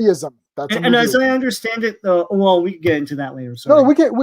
We're still on story. So it might be character. That's the thing. I like the whole Sonya Blade thing. The fact that like she was part of it, but like she could have walked away at any point. Like I thought that was really cool. A little weird, yeah. And how all the villains like, why are we even fighting you? You're not worth it. Like you're not anything. Yep. The biggest crime this movie committed was the fact that at the end Raiden just banished Shang Tsung away. And that tells me that he could have done that at any point. There was no real danger. Shang Tsung, there was no real fight from him. He didn't really. He sucked out Kang Lao's soul. That's all he did. Kung Lao's soul. That's all he did. He didn't do anything. He did nothing. The final climatic fight was between Sub-Zero, who literally did everything in the first 7 minutes of the film, and then he was a lackey for the remainder of the movie, where he basically, and you don't even understand why he's with Shang Tsung. He just murdered the Shirai Ryu, and he was like set up as this powerful character, and then he was silent for the remaining hour and like 45 minutes. It was weird to me. I was like, yeah, what happened? He's set as the big bad, and so like he's off the reputation of the first 7 minutes. Yeah, like, oh my god, this guy's a badass, you know. Yeah, but like he then he doesn't doesn't do do anything till the end, right? Yeah. So, yeah. Okay. No, good points. We're going to touch upon all these as well. And I'm going to bring, after we do this space review, I'm going to bring people in who want to come in and talk about it as well. And we can also talk about Falcon as well at that point. What about the pacing? I'm going to give it a 2. It was fast paced. I was not bored. Lots of action. So I'm giving it a full 2 out of 2 for the pacing. I thought it was under 2 hours, which is what I'm looking for in a movie like this. I don't want to be sitting around wondering when the next scene's going to take place, you know. So I'm going to give it a full 2. Steve, what do you think? 1.5 for me. 1.5. Yep, that's fair. So could have trimmed a little bit of the fat, make it a little bit more. Yeah, a little bit crisper. It could have been like they could have trimmed it, especially near the start when they had that mixed martial arts fight, because you knew he was going to lose. I don't even know why they really had to put that in, because it basically sets up, this is Earth's greatest champion. P.S. He loses to this jabroni over here. Okay, so hold on. That's getting into characterizations, right? Yeah, that's what I was going to say. Yeah. Okay, hold on. Yeah, that was my point too, but anyway, yeah. Okay, Sean, where were you? All right, Greymalkin, what do you think for the pacing of the movie? I'm going with 1.75. I'll do 1.5 because we don't want to do 7.5. I'm not a math major. Although no, I am a math major. I took all the sciences in class. Wow, math makes 1.5 too. You want to do a 2 or do you want to do 1.5? I'll do it a 2. It was very fast. Okay. I'll go with 2. All right, cool. Yeah, we can do 0.5 as well. We don't want to get too math. Yeah, too technical. Okay, so 2. Yeah, so I mean, like, okay, so Sean, what do you think? 1.5. 1.5. Okay, so again, trim some of the fat. There's a slow middle for me. There's a slow middle. Okay, interesting. Yep. So let's talk about the artistry, like just like the way it looks, music, all that kind of thing. The way the fight. Now, this is a fight movie, so the choreography counts as part of the artistry of this. Man, I don't know. I really liked it. I'm gonna give it a 2, man. I thought the fights and it looked cool. The powers were awesome. I really liked it. And what do you think, Steve? 2. I mean, 2?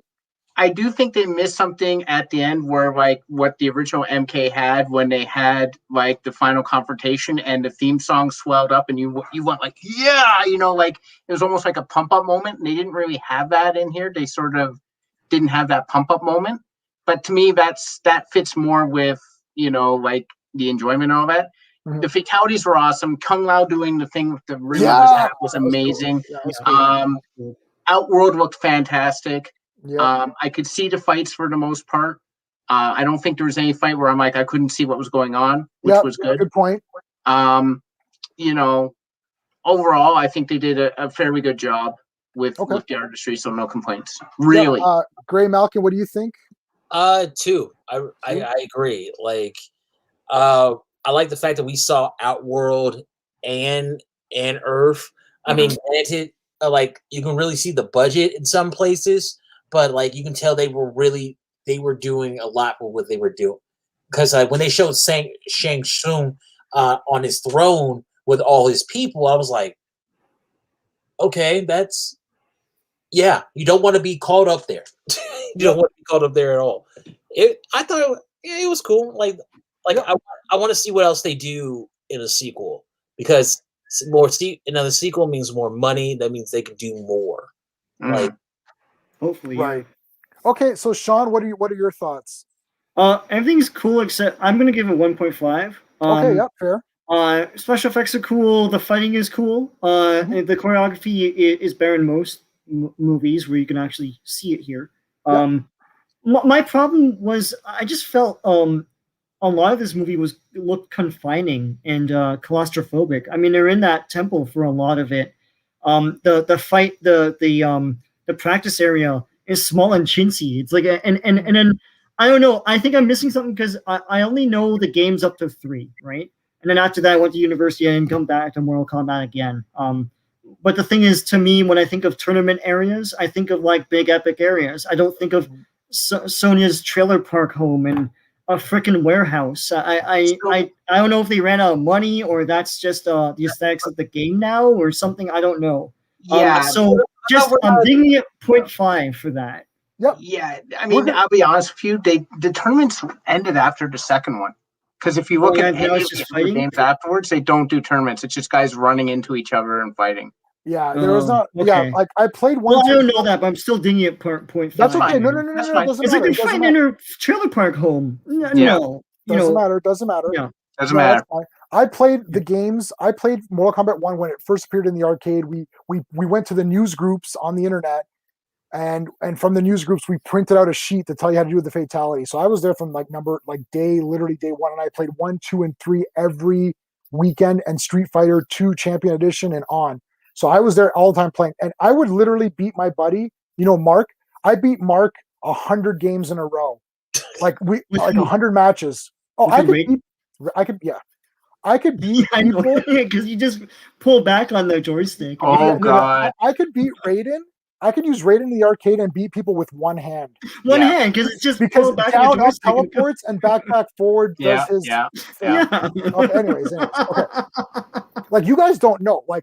I was at the arcades all day. So it's him and Guile in Street Fighter 2, right? I never use Guile. No, I use Ken. I can use anybody. I can beat you with kicks are the joystick. Okay. I can beat anyone here with Dalsim with one hand. I will not use the joystick. I will just use buttons. Yeah. Dalsim never mind. He's a cheap character me, but yeah. Okay, characters. I'm going to give characters a 1 because I felt that some of the characters were underutilized and somewhat kind of wasted, but I liked other characters. We can get into who, but I just want to do a quick, so we can get other people's thoughts as well. Steve, what do you think on the characters? 1. Yeah. Same sort of reason. Some of them were good. Some of them weren't as good. Yeah. You're sort of balancing the fact that, okay, if I don't know Mortal Kombat, I don't know that Melina is not being used properly. I don't know that, we just inserted Reiko, which is weird to me because he's just a big brute with a club. And I'm like, from MK4, he was a super sleek fighter. He was a general of the Red Dragon. So, why is he now Nathan Jones with a big club? They changed him in later Mortal Kombats to look like that with the big hammer, and I didn't realize that was Reiko. I thought, oh, right. They changed him, Steve. He's the newer.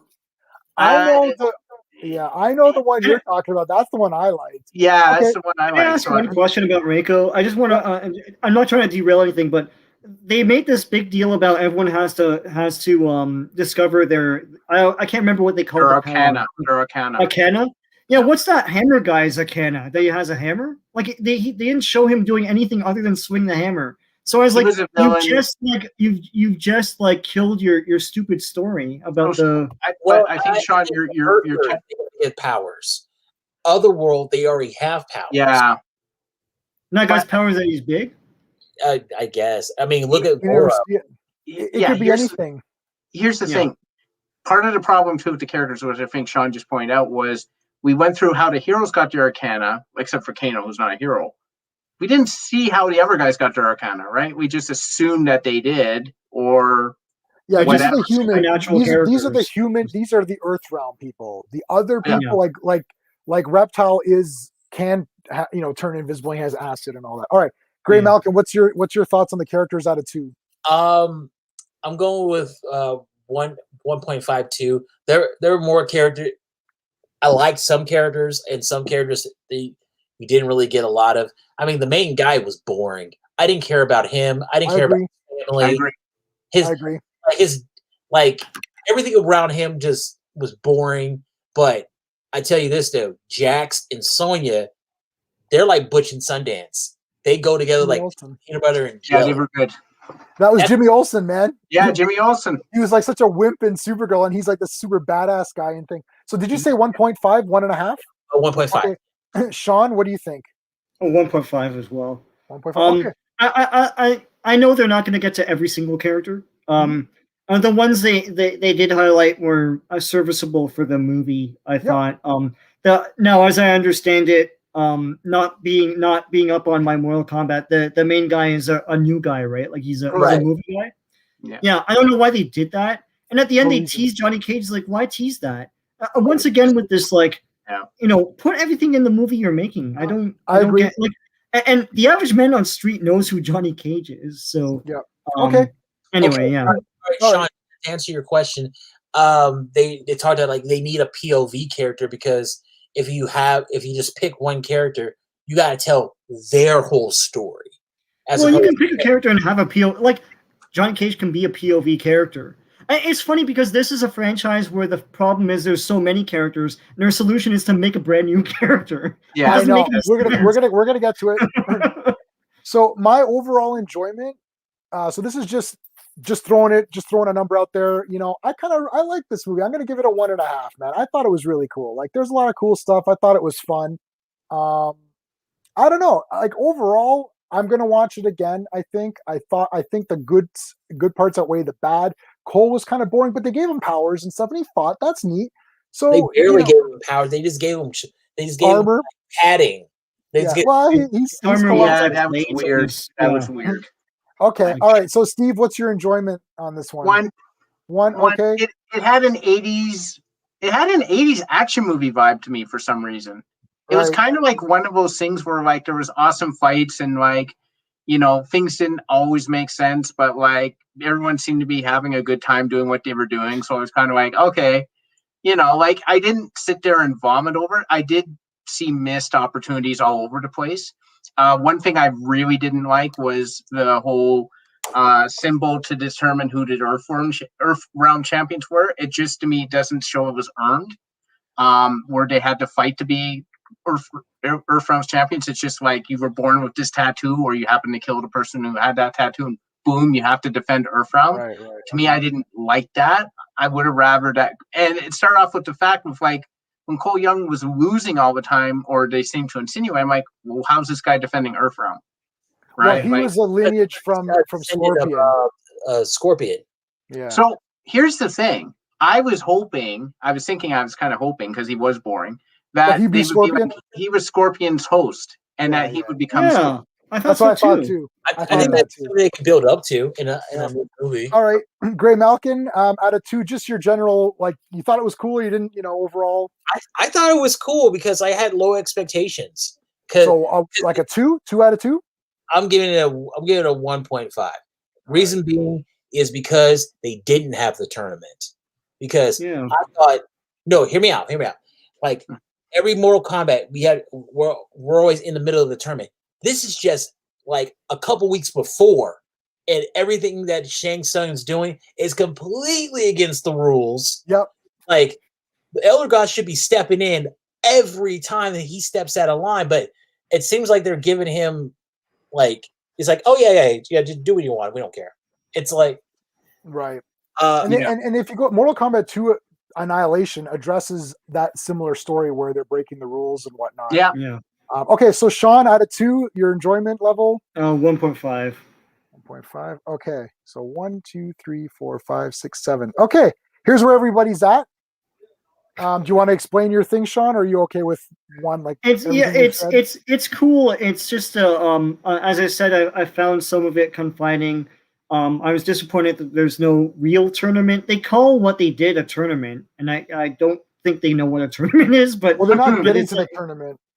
Yeah, the but tournament it's like, in Mortal Kombat has always the been problem is, like Steve said, I think they're on 11 or something like that. So like, or I don't know what they're on.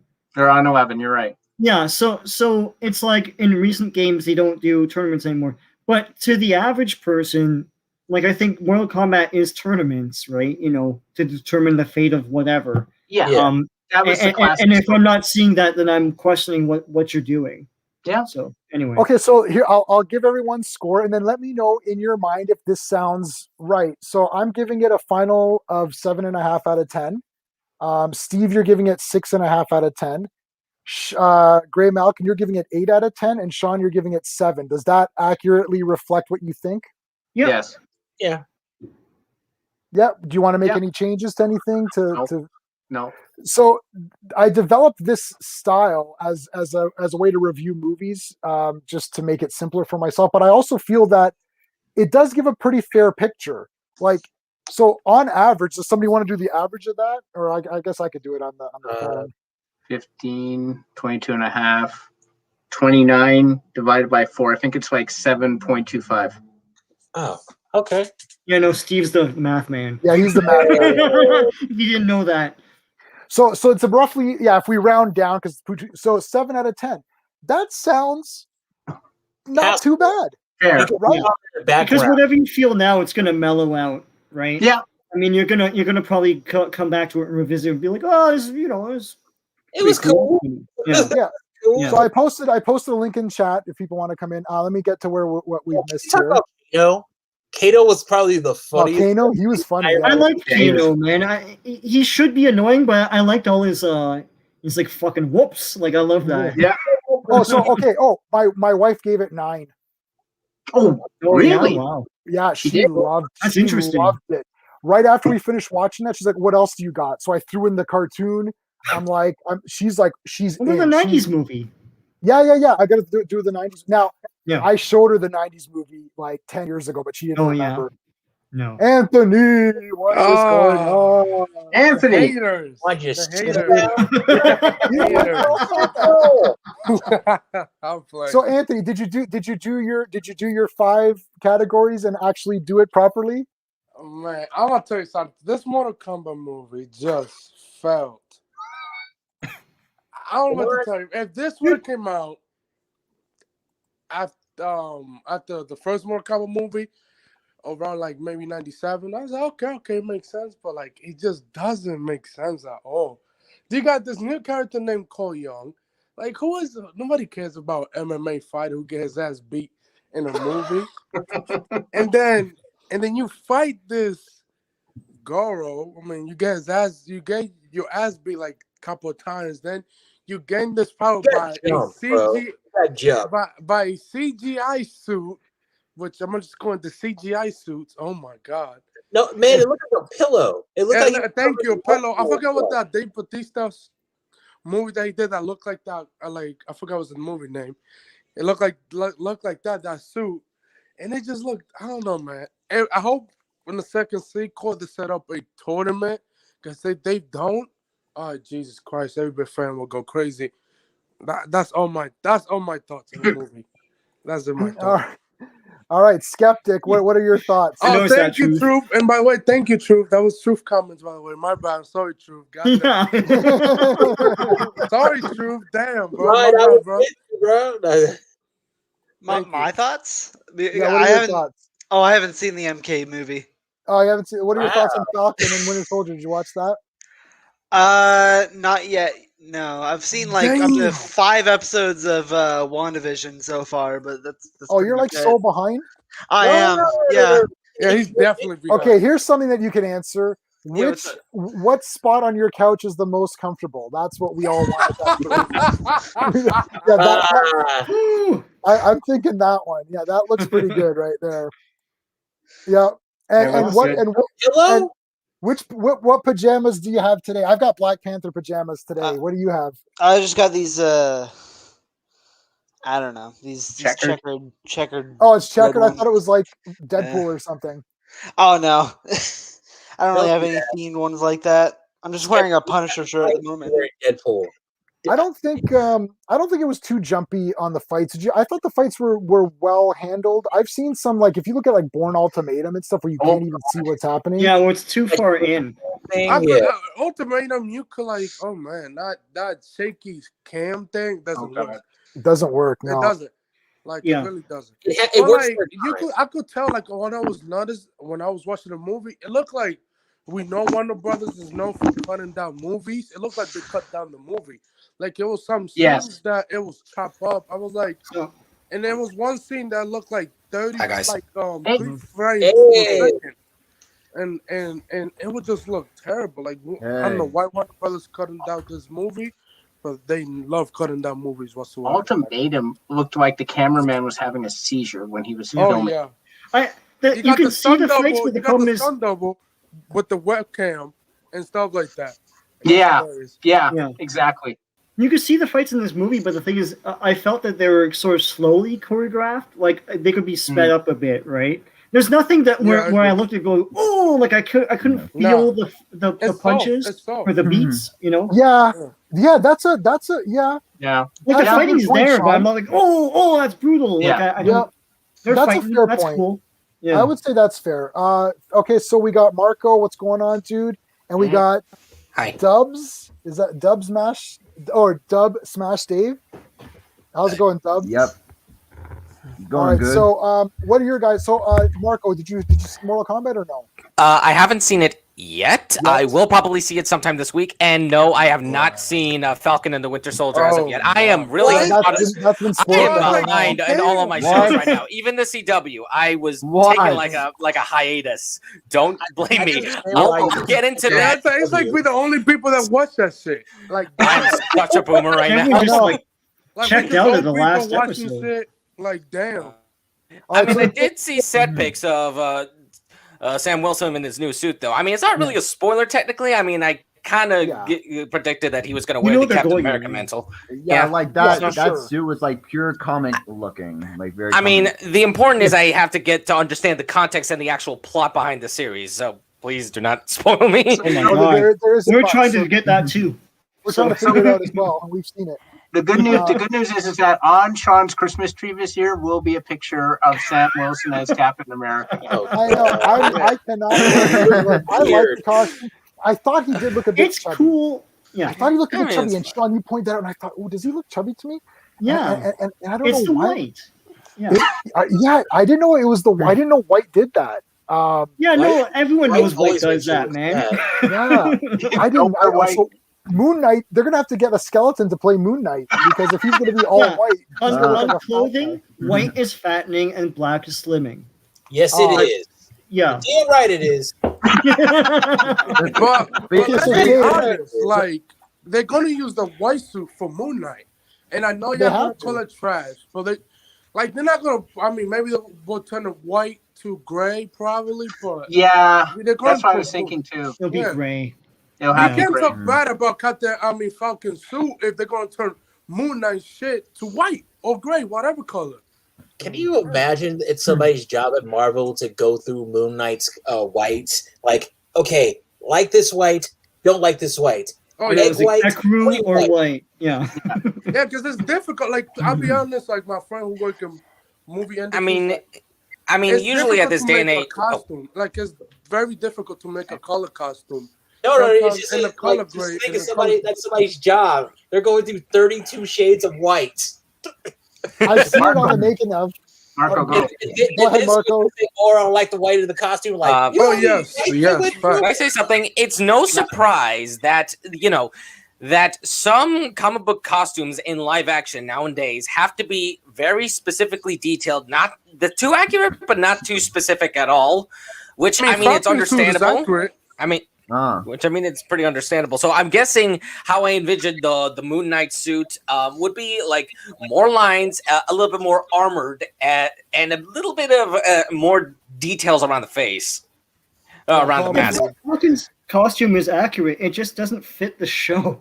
It doesn't fit the grittiness of that show. It's just weird looking. Like in the context of an Avengers movie, it would probably look great, but.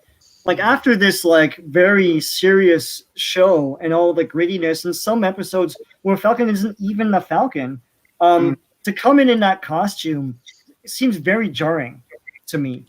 Maybe I'm wrong, but yeah. Did we like the fatalities? I thought there were some cool ones.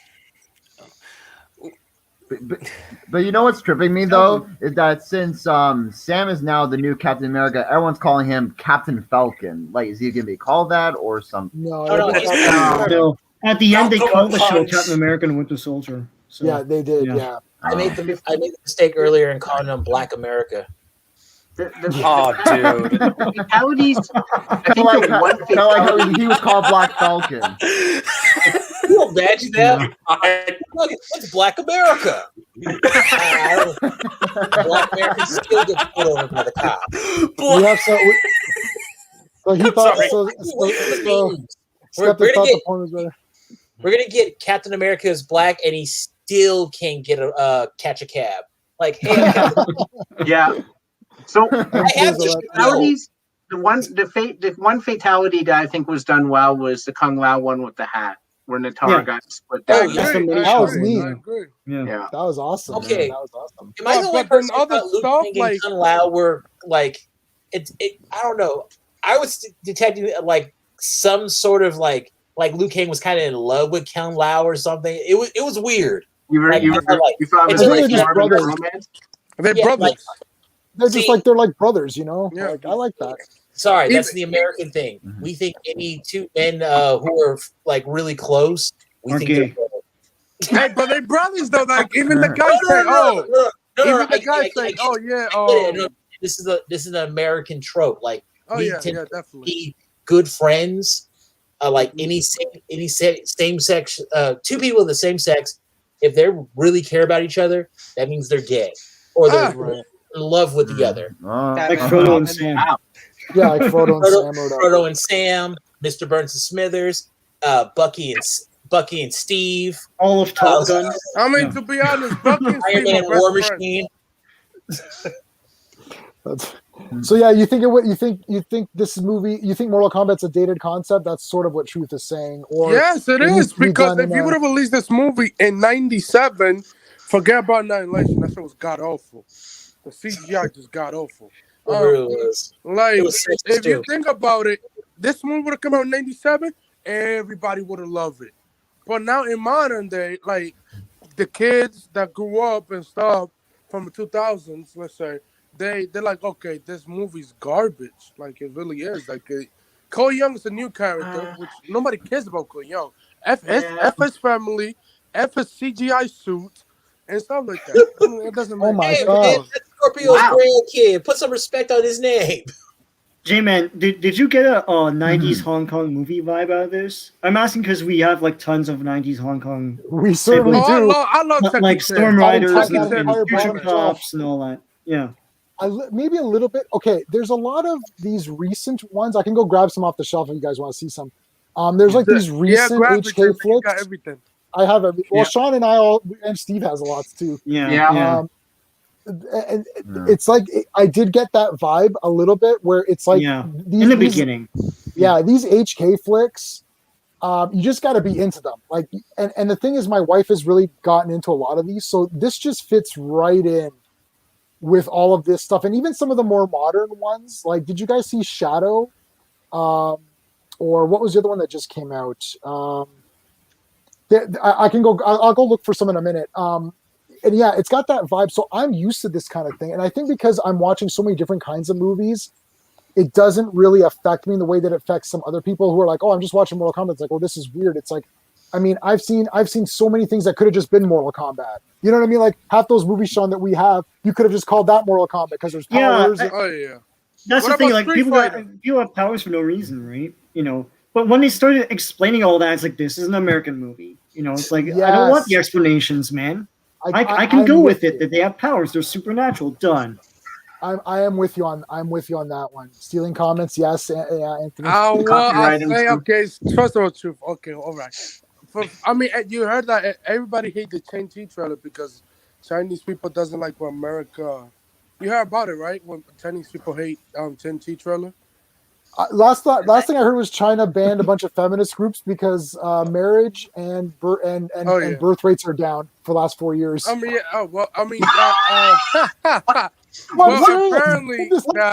apparently that Chinese people doesn't like the Shang-Chi trailer because you know how in China is very strict in movies over there. That when America do like a Chinese film over here, like in the States, they don't like it. But like, I mean, it is what it is. Hey, if you don't like it, Chinese people, we love it. Hey, I mean, Shang-Chi is a martial art movie. I mean, Go ahead, for my thoughts of the Shang-Chi like trailer, what I've seen so far, it looks pretty promising. I mean, it looks. Yeah. I mean, the fight choreography is good. It looks much of a serious tone. I mean, it's probably gonna have the same humor as an MCU film, probably. But you know, maybe the fight choreography wouldn't be as bad. I mean, it seems. Thanks, Ryan.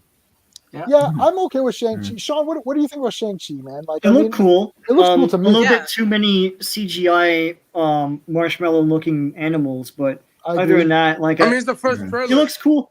Yeah, it's just I want more of a Hong Kong vibe with cool action choreography, and hopefully we'll get that. Yeah. America should not make Hollywood should not make movies to pander to China, because I mean, if China made a Civil War movie, would America watch it? No. So if you make a Chinese style movie, they're not going to watch it. I watched Shang-Chi. I don't know why. I'm not excited for everything I see in Black Widow. I'm not excited. I don't blame you. Zero juice for that.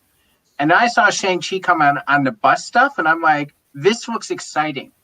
That's like literally like there's like me who went to film class and all that and blah blah blah, and I participate it. And then there's me, the consumer, who just wants some escapism. And Shang-Chi looks like some great escapism. The thing about Black Widow should have come out in 2015, in my opinion. I agree. Yeah, but I agree. I forgot the old guy who used to run Marvel. It was not Kevin Feige. I forgot the old guy name. He didn't let Kevin Feige do a Black Widow film because he thought it would not make a lot of money. And that's what it was. Yeah, that's the thing. So that's the reason why I agree with you what you're saying. But I'm not watching. I'm not paying $30. I'm going to watch it for free online. Get out of here. I'm gonna pirate that shit because it's going to be for free everywhere. Yeah. But yeah. Black Widow messed up now because it's supposed to be out. So whatever information we were supposed to have in Black Widow, we don't have now.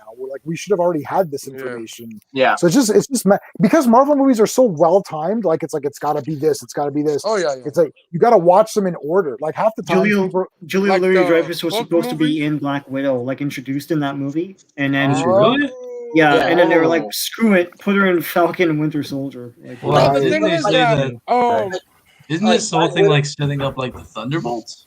It looks like it, yeah. Black Widow movie, they should have just dropped it last summer. Blame COVID. Why is Ross in Black money. Widow? Ross is in Black Widow. I mean, come on. Disney is not really hurting for money. They're still spending they don't care if they don't have theaters. They're still spending Beauty and the Beast money. Yeah, but here's the thing. The thing about people who make money is they want to make more money, right? Yeah. And they want to maximize their profit, right? Oh yeah, they're really holding it until theaters are everywhere again. Yeah. You don't think Disney spent a lot of money on? If the question is about Disney has constantly had their hands in my pockets the last 25 to 30 years, the answer is unequivocally yes.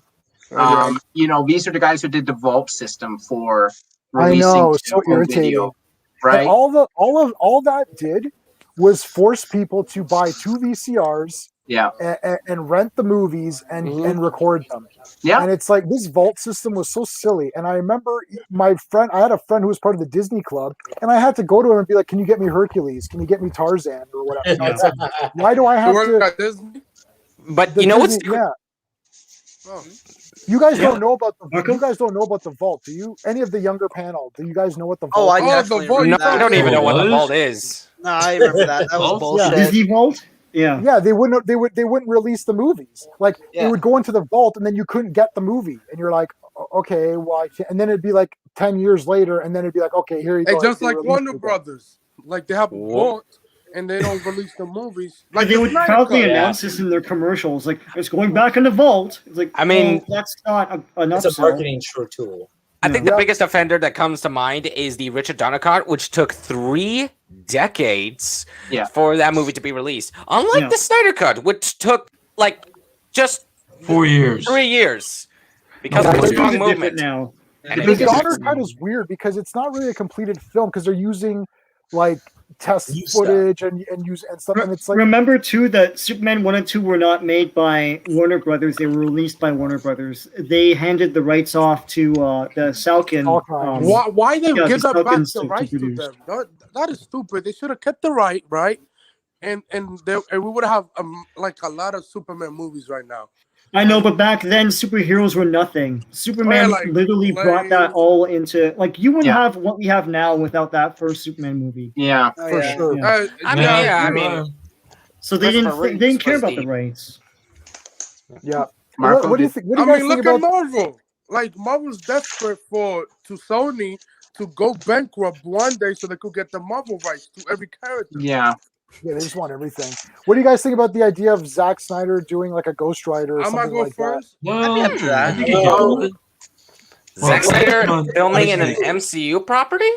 Here's the I thing. don't think it Hey, matters. James Gunn's doing it for DC. I mean, Well, here's the thing. problem is that, Marvel is owned by Disney, the most politically correct company on the planet. No, they're not really politically correct, though. They're Okay. not. They just think they are. Let me rephrase that. They think they are. They think they are. Okay, sort of. Think? All right. I don't know. They're carefully blamed. You know what? Having like a dark, different tone compared to the MCU, like a different course. I mean, here's the problem with Avengers Endgame. Infinity War already set up like this shift in tone where the superheroes have lost and 50% of the population is dead. Well, not dead, just quote blipped.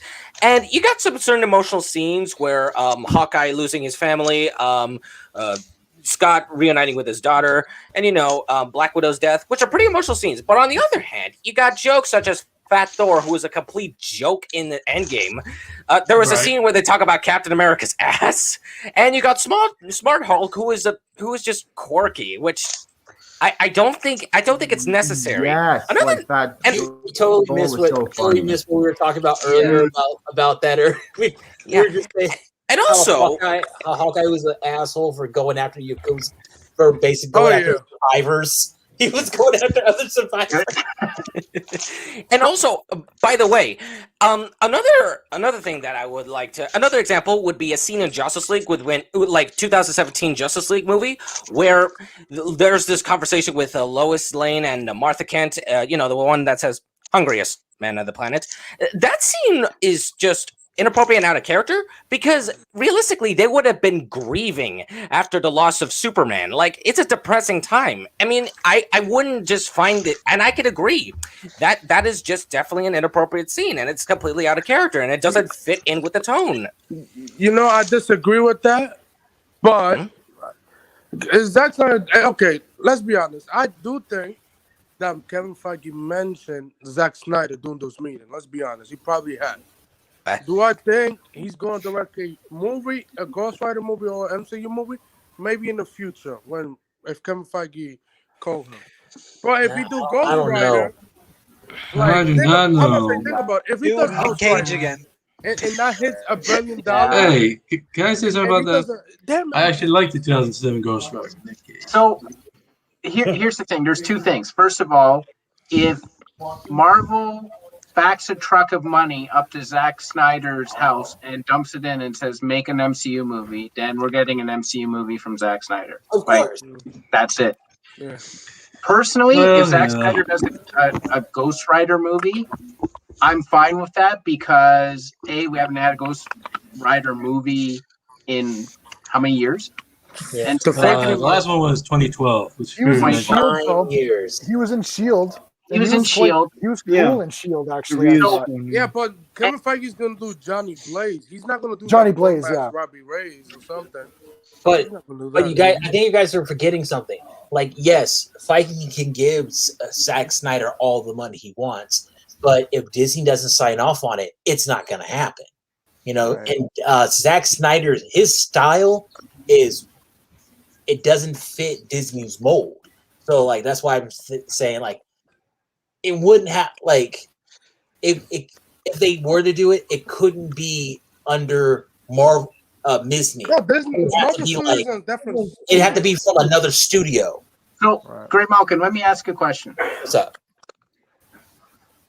Apparently, we're getting a Deadpool movie R-rated from Disney. Yes. We are. Fair point. Do you feel like if they're willing to do that, then it's possible that they would pay Zack Snyder to do a movie? Knowing that Deadpool is not in a can yet, hasn't been filmed, we don't know what it will look like as an R-rated movie under the Disney banner. So maybe it's not. Yeah. So. Well, okay. I'm sorry. No. Go ahead. Okay.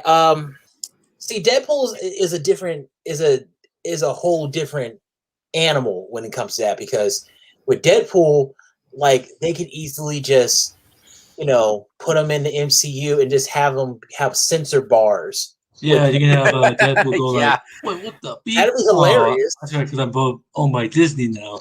Because it's targeted to a younger audience. Right. No, it's just, I look at Disney the way people look at Big Tobacco.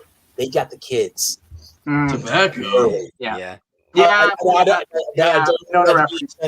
It's like, they got them kids. Oh God! I was gonna make a Catholic. Barcy. Wait, I'll do you one better. Freedom. I'll do you one better. What are you talking about, Barcy? Okay, so that there's this channel called 4Kids where they actually censored like Japanese anime. I have the reels. I just noticed something. The Justice League 2017 theatrical cut is the 4Kids for MCU stands version to the. And the Zack Snyder cut is the original broadcast. You are so correct. Oh my god! It's the dub version. It's the kids' pop version of Justice League. Yeah, it's the 4Kids One Piece in comparison, because the 4Kids One Piece I heard has the most changes and constant plot holes. My wife only reads the manga for everything, so she gets the proper thing, and she gets she has the Shonen Jump app. It's $3 a month. It gives you all the manga you want that Shonen Jump's ever done. So, I mean, she's always got it. I like Age of Ultron. I'm going through some of these quick one at a time. Yes, one at a time. That's why anime is successful. Yes, you are correct. Yeah. That's why anime is successful. Oh, Marvel doesn't give any. That's why it's right. Marvel does get for creative freedom. Yeah. No. They give them a long leash, and that's not freedom. Like, because remember the original director for Ant-Man that left? Right. Josh Whedon left, and then they keep and then Scott Derrickson, who's supposed to do Doctor Strange 2, he backed out. So like there's a bunch of these like really high-end directors. So that's a really good point, Greymalkin, because the movie I'm most interested in the next phase is the Doctor Strange movie, because it is directed by Sam Raimi, who does have a definite style, right? He's got, if you've seen Evil Dead or any of that, like, he's got a very specific style. I'm very curious to see how it's done. If it doesn't feel like a Sam Raimi movie, then that definitively to me will say Disney doesn't care about the director. It'll feel like a Sam Raimi movie. It'll definitely feel like a Sam Raimi. Recently. I just saw something recently where Sam Raimi said that his Doctor Strange movie's got a lot of higher expectations than his Spider-Man trilogy. No, please. I agree. Please. I agree. That's too much pressure. That is way too much pressure. That's complete bullshit. You're gonna tell me that 2002 Spider-Man did not have any high expectations? Well, it did, but nothing. Also, it came out like 6 months after 9/11. Yeah. So they had to change the poster. The poster. Yeah, that's why Spider-Man standing in front of that American flag near the end, and that's just weird. No, wait, that was just weird. But Doctor Strange, the expectations is that because we got Sam Raimi, it's supposed to be a hit. But Raimi, just because you put Raimi's name on it doesn't mean it's gonna work. I mean, it's a Marvel movie. It's gonna make it. Will it hit $1 billion? Yes, it will hit $1 billion. Because I don't know about that. I mean, because it's Marvel. Every Marvel movie except for the Ant-Man, they hit $1 billion. You just said every Marvel movie. So by you say every Marvel movie except this one, doesn't mean every Marvel movie. You just say, but Marvel doesn't. Okay, so Marvel's not like Warner Brothers. Oh, let's make $1 billion movies every month. They don't. Warner Brothers never make $1 billion movies. Joker, it doesn't count. And Aquaman, it is what it is. Oh my goodness! Let me tell you guys a secret. Let me tell you a secret. You guys don't know about this. Every single horror movie director from the low budget days is the only filmmaker who are still around who are actually any good for anything. Because these guys like Sam Raimi, Peter Jackson, I was watching Peter Jackson with Bad Taste, okay, and Dead Alive, and Meet the Feebles. Meet the Feebles, yeah. Meet the Feebles. Remember Sean? And so it's like, and we're like, oh my! And when we heard that this guy's doing Lord of the Rings, we're like, oh my god, this is crazy. We're stunned. And he did it his own way. And they said Lord of the Rings is impossible to do. It's like nobody could do it. Cameron turned it down. And it's like same with Sam Raimi. Evil Dead 1. I was with Sam Raimi from Army of Darkness. I didn't start until 93. I think was Army of Darkness. Oh, that's messed up. But it's like you go back to Evil Dead 1 and 2, and it's like I've watched every Raimi movie and every Peter Jackson, and I own every Peter Jackson movie except for that one he did. What was it called? It's like a weird one. Well, they're all weird. I can't remember. Lovely Bone. That's it. That's the only one I don't own. Yeah. And it's like, and I should get that. I'm ordering it tonight. I feel embarrassed. But like, and it's like because these guys really cared about telling a story and doing a movie. And the very second that Sam Raimi didn't have 100%, you got Spider-Man 3. The second Sam Raimi, they didn't let him just do whatever. They're like, you got Spider-Man 3, where there's like, well, you have to use Venom, and it's like, oh, what am I going to do? And there you go. Well, that was Sony like, because the interference is not Sam Raimi's fault. Exactly. Answer your phone. I will. Imagine if that James Cameron Spider-Man movie became a thing. That was weird. Holy shit! Did you read the script for that? What? I mean, what? I mean, that script was weird. What script? Which one? For the James Cameron Spider-Man movie. James Cameron.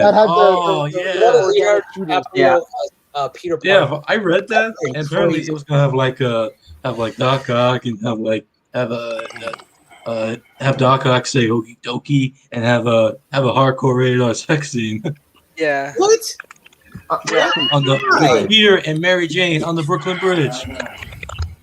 What do you get cold? Speaking of weird scripts, by the way, the Flash so far, the Flash movie so far, of what the information that we've gotten and the characters, we don't even know if this is just a Flashpoint movie or a multiverse movie. However, I might have a theory. You mean a garbage movie? It's the garbage movie. Let me finish. Garbage movie. Let me finish. It's not Wonder Woman 1984. Let me finish. I have a theory on why Supergirl is there. It's just a theory. It's not official. However, so you know that in a version of the comics, like Supergirl is older than Superman, right? It's just that she didn't grow because she was either stuck in the Phantom Zone or she was Yeah. So what if this version of Supergirl was the one that actually landed in the Kent's house, and maybe Clark Kent was actually stuck, like in the original Flashpoint timeline, in the military, and also maybe this version of Supergirl is the one that actually just comes out and is the Kryptonian that actually serves. Maybe she's like this version of the Superman in the Flashpoint timeline. Are you saying that she's Carol Danvers? I'm just saying it's a theory. I'm kidding. I mean, it's an interesting theory. Cover your ears. The Flash movie. I disagree. The Flash what was the theory of the Flash? The kitchen sink. Like they're literally throwing everything into the kitchen sink. Like this movie is almost impossible to put a plot to now because I don't understand. Like I'm expecting next week they're going to be like, we're now announcing, we're casting Christian Bale as like the Adam West Batman. Like I as Adam West Batman. How about this? Other breaking news. George Clooney is Batman again. I wouldn't mind that. I wouldn't hate that. He is holding Keaton's family hostage in order for him to be in the movie. I can see Warner Brothers doing that. Okay, despite Batman and Robin being such a shitty fucking film, I don't think that George Clooney was that bad. No, he was a great George. He was a great George Clooney. He was a great George. What? Actually, you know what? I give Chris O'Donnell. He was acting his ass off in that movie. He was trying to make Batman and Robin, not Robin and Batman. I want a Robin signals guy, right? I'm tired of living in your shadow. Okay, everything sounds bad when you say it out of context in a sarcastic voice. Well, Poison I Kiss. mean, like, That's a Maria woman. You know that? They should stand because not me and not you. Couldn't stand something that mine, not yours. Couldn't. You call that great? well, I'm actually Andrew, you've watched it so many happy times. to bring in Michael Keaton. To me, I see as a Batman Beyond situation because I always liked the comics of Batman Beyond and like the cartoon of Batman Beyond. Like, I don't know what they're gonna do. I have to wait until I see the movie. It could be complete garbage, but I have to wait until I see the movie. Now, you know, Arkham Gaming has like is it just 5,000 Batman comics? Yes. Yeah. Probably more. So pretty impressive. Yeah. I don't have that many. I have a lot on digital though. Yeah. So it's like the thing is like, look, the if it's WB Batman, I'm gonna supporter. see it. Shut up, WB Anthony. Like I'm gonna you. I'm gonna see whatever Batman movies. I'm gonna buy and see every Batman and Superman thing that comes out. It is. Oh, what it yeah, is, like- you know, like Marcy, stop Like, bringing back old I'm a Batman. DC Try fan, something new for like- one. I'm gonna go see no matter what happens. Like I don't know the whole situation Yeah, with Snyderverse and stuff like that. Like people like the problem that I do have is like people think that Jason Kilar is the savior. He only supported the Snyder cut. He never said he was gonna restore the Snyderverse, and people are getting that out of context. And like, if it get restored or not, like I don't know, but I'll still watch DC films. Like I'm a DC fan. Like I go watch no matter what. I think that's the point, right? Like, are you guys fans of DC or are you a fan of one version of DC? Go ahead, Greymalkin. Okay, I'm gonna sound like the old head in here, but you kids think you got it so good. Back in my day, we had one Batman movie. We were happy to get it. Yeah. Oh, what? You want to know how bad it was? We had to wait 2 years for a Batman movie, and we were happy to get the mediocre Batman movie. Oh yeah, my dad was waiting for the fucking Justice League movie since like the early '90s. Right? Early 90s. He was Yeah. probably Can I say something? Hold on a second. This dude right here that Barcy brought up hasn't said crap about the Snyderverse. What, who? Who? The guy right here. Barcy? No. The person she typed. Jason Kilar? Yes. He hasn't said shit. Saying They're supposed to be on our side. The thing is, guys, you have there's three Snyderverse movies. That's pretty good.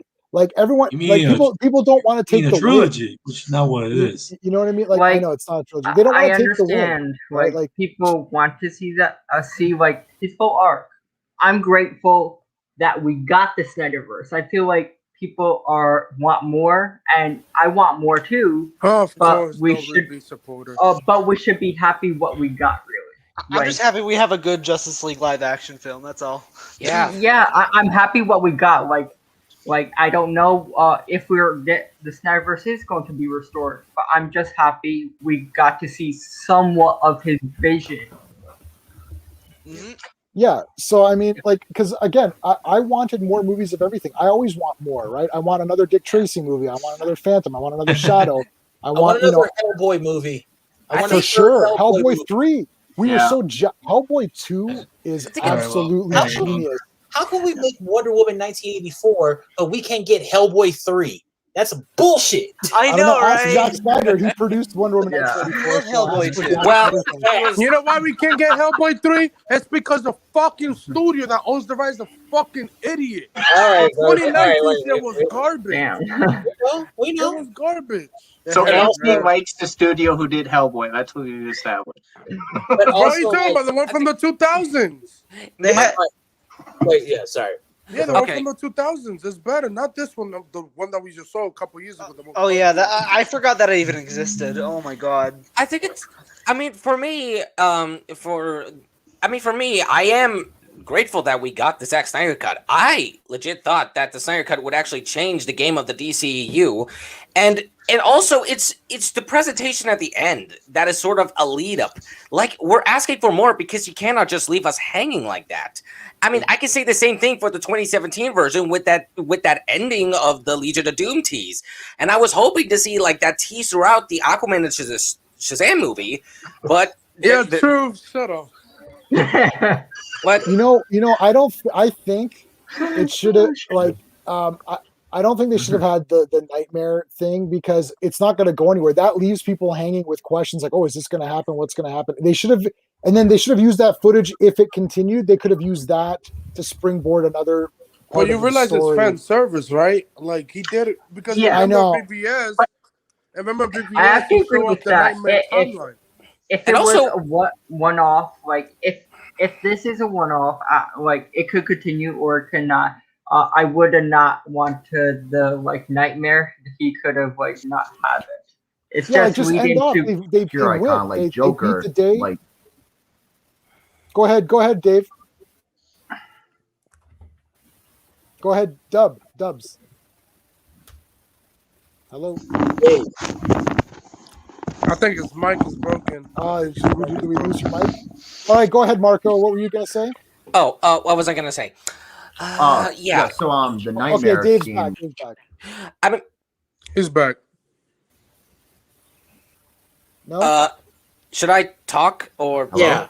Right. Okay. I mean, for my personal opinion, I mean, I think the nightmare scene was there, like Zack Snyder wanted to shoot, is because I think he also wanted to redeem like Jared Leto's Joker. I'm not sure if that's the case, but it actually paid off pretty well. Yeah. Mm-hmm. Okay, so are you good, Dave? Are you back to got your mic? Yeah, I'm good. Okay. So the nightmare scene, like Jerry Leto, like his portrayal, like was 10 times better than his portrayal in Suicide Squad.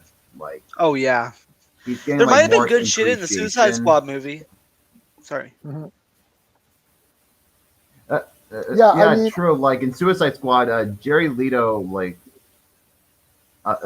Jerry Leto, like he was more of a pimp, but then in the nightmare scene that Zack Snyder did, made him more like Heath Ledger's portrayal in a way. Oh yeah, it seems like there's some good. There might have been some good shit in the Suicide Squad movie, but there's that cut that people are wanting of that now, right? The air cut or whatever. Yeah, the air cut.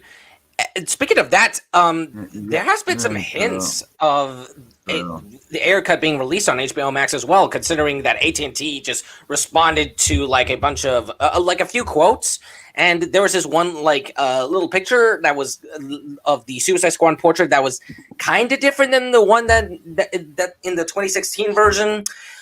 So that's just speculation that we might be getting the air cut soon. I'm not sure. I doubt. Maybe. I really doubt it though, because they're trying to promote the new one that's coming out, right? Yeah, I agree. Like, Unless like if they're promoting this new Suicide Squad, and I'm assuming that like if after the Flash movie, it would like be the main Suicide Squad now. All right, so Steve, what are your thoughts? Suicide Squad. We read the comics, you and I. So, what are your thoughts? Yeah, like I know a lot of people are crying for the air cut. To me, the air cut has a lot more to fix, because I feel like the Snyder cut, there was always the promise that there was a different film. It was a different filmmaker, and it wasn't like Zack Snyder released the theatrical cut and he was happy with it. He had to leave the film. And then they reshot a bunch of scenes, so you knew those existed. The air cut, I don't know how you save Suicide Squad. I'll be honest with you. I don't know either. So much to fix. And I assume David Ayer had a hand in the release of the theatrical cut. So I don't know what you're fixing with the Suicide Squad movie. I think Steve's right. Like, this is people keep comparing these situations as though it's something to compare. Snyder filmed a bunch of stuff, and he was removed. Like, we're talking about, like, it's like the guy's gone and someone else came in and said, okay, he was not removed or whatever. You know what I mean? No, he had to leave. Like, yeah. I'm sorry, like he was. It was not something that he wanted. It's like it was beyond his control. He was gone. Someone came in and said, "Okay, we're redoing everything. It's over. Like we're getting rid of this. We're getting rid of that. We're losing that. We're losing that. We're going to reshoot all this." It's like, okay, well now that it's like a way different movie. I don't know how different the Ayer cut is. Like how different. Like what is in it that's going to save it? That's the question. What is in it that's going to save Suicide Squad? Because Suicide Squad's not great. Maybe Jared Leto's performance. I mean, just like Wonder Woman 84 is trash. Wow. Anthony, all right, go ahead, Gray. Okay. All right. First of all, I'm going to stop using Wonder Woman 1984. I'm going to use different movies like Sin City. Sin City is trash. Yeah, come on. Looking back at it now, it's really bad. Really bad. It looked weird to me. I don't know. It's just, I agree. It's gory. It's really over the top. Just the best part about it is that Quentin Tarantino I mean, it's not great. And as far as the suicides, let it go. It's not gonna happen. Yeah, I'm not really like looking forward to that. Is Joker gonna be in the Suicide Squad movie at all? Like No, it's like a new iteration of the Suicide Squad. So like, I thought it was a sequel. I know Harley Quinn. No, it's technically a reboot. What I mean, in my defense, for people who would determine that if this movie is either canon or non-canon, I think the main point is of determining the canonicity is that if there's a specific moment, like in the Ayer cut, El Diablo actually survives in the Ayer cut, while in the theatrical version he died. As long as they don't mention that particular part or any other part that has a big change within like the original vision, then you could just probably count it as filler, or maybe you could determine the canonicity depending on how much information you get. I mean, but I don't think it's canon because like they're moving away from the Snyderverse. Mm-hmm. The Suicide Squad is part of the Snyderverse. I mean, this new iteration is part of the new universe they're creating, so it would not be part of like what Zack Snyder had in store. So, Sean, what do you think about all this Suicide Squad business? What about it? Ayer cut and all this other crap. What? Ayer cut. Oh, I don't care. I don't think it's going to improve the movie, man. No, it's not. They're still fighting bubble monsters. They're still fighting a god. That's not Suicide Squad. Exactly. This is what I'm saying. Yeah. This entire movie, like, it's fundamentally messed up. It's like they're fighting a Superman villain. They're completely outmatched. Harley Quinn in a baseball bat cannot take down Enchantress. Like, this is outrageousness. It's like he throws a boomerang. It's like, okay, like, who cares? Like, they should have been fighting the Joker. I thought they were going to fight the Joker. I thought the Joker was the villain of Suicide Squad, and they capture Harley Quinn, and she has inside information, and they're like, this is what I thought Suicide Squad was. Let's highlight. Yeah, this is what I thought Suicide Squad was. The Joker is out of control. Batman, for whatever reason, doesn't kill him or can't take him or can't find him. We now have Harley Quinn. She's connected to the Joker. We're going to use her and force her to help us take down her boyfriend because we've had enough of Joker and he's a menace, and we've got a bunch of villains to go take him down, and they'll kill him because we want him to get killed. That's what I thought Suicide Squad was. Then it's like, oh, it's the Enchantress. I'm like, well, she's just going to kick their asses. So what is this? Yeah, it was. I didn't like. I thought the villain was actually Joker too because they're focusing a lot on the Joker. Then it's not actually the Joker; it's Enchantress, and it's a mess. Really, it's restore the J-Man cut. Doesn't my movie sound way cooler? Yeah. Birds of Prey should have been a Suicide Squad. Oh, Birds of Prey was a No. Take the Black Mask. No. Birds of Prey. That make that make him the main villain in Suicide Squad. Birds of Prey was a Harley Quinn movie. Despite having the formation of the Birds of Prey, it's mostly a Harley Quinn movie. It's the marketing. That's why people didn't necessarily like it. It's because it wasn't necessarily about Birds of Prey. It was about Harley Quinn's perspective. She is the narrator. She is our main protagonist. He's a psychopath. I completely forgot that existed. Yeah. So okay, so I'm excited for Suicide Squad. I'm excited for it too. I'm also interested. Look, I'm excited, man. I don't know what to tell you. And I'll tell you, Truth and these guys all made fun of Peacemaker, but I like Peacemaker. Don't be supportive. Yeah, I like it too. Did you see the new photo of I saw a new photo of the Peacemaker. Now they're doing Peacemaker show, and they showed a photo where Peacemaker's covered with blood everywhere. Ooh. Oh yeah, no, I haven't seen that. I think it's going to be a good movie. It's James Gunn. It's probably going to be good. Yeah. Thanks, Greymalkin. See you on Thursday, buddy.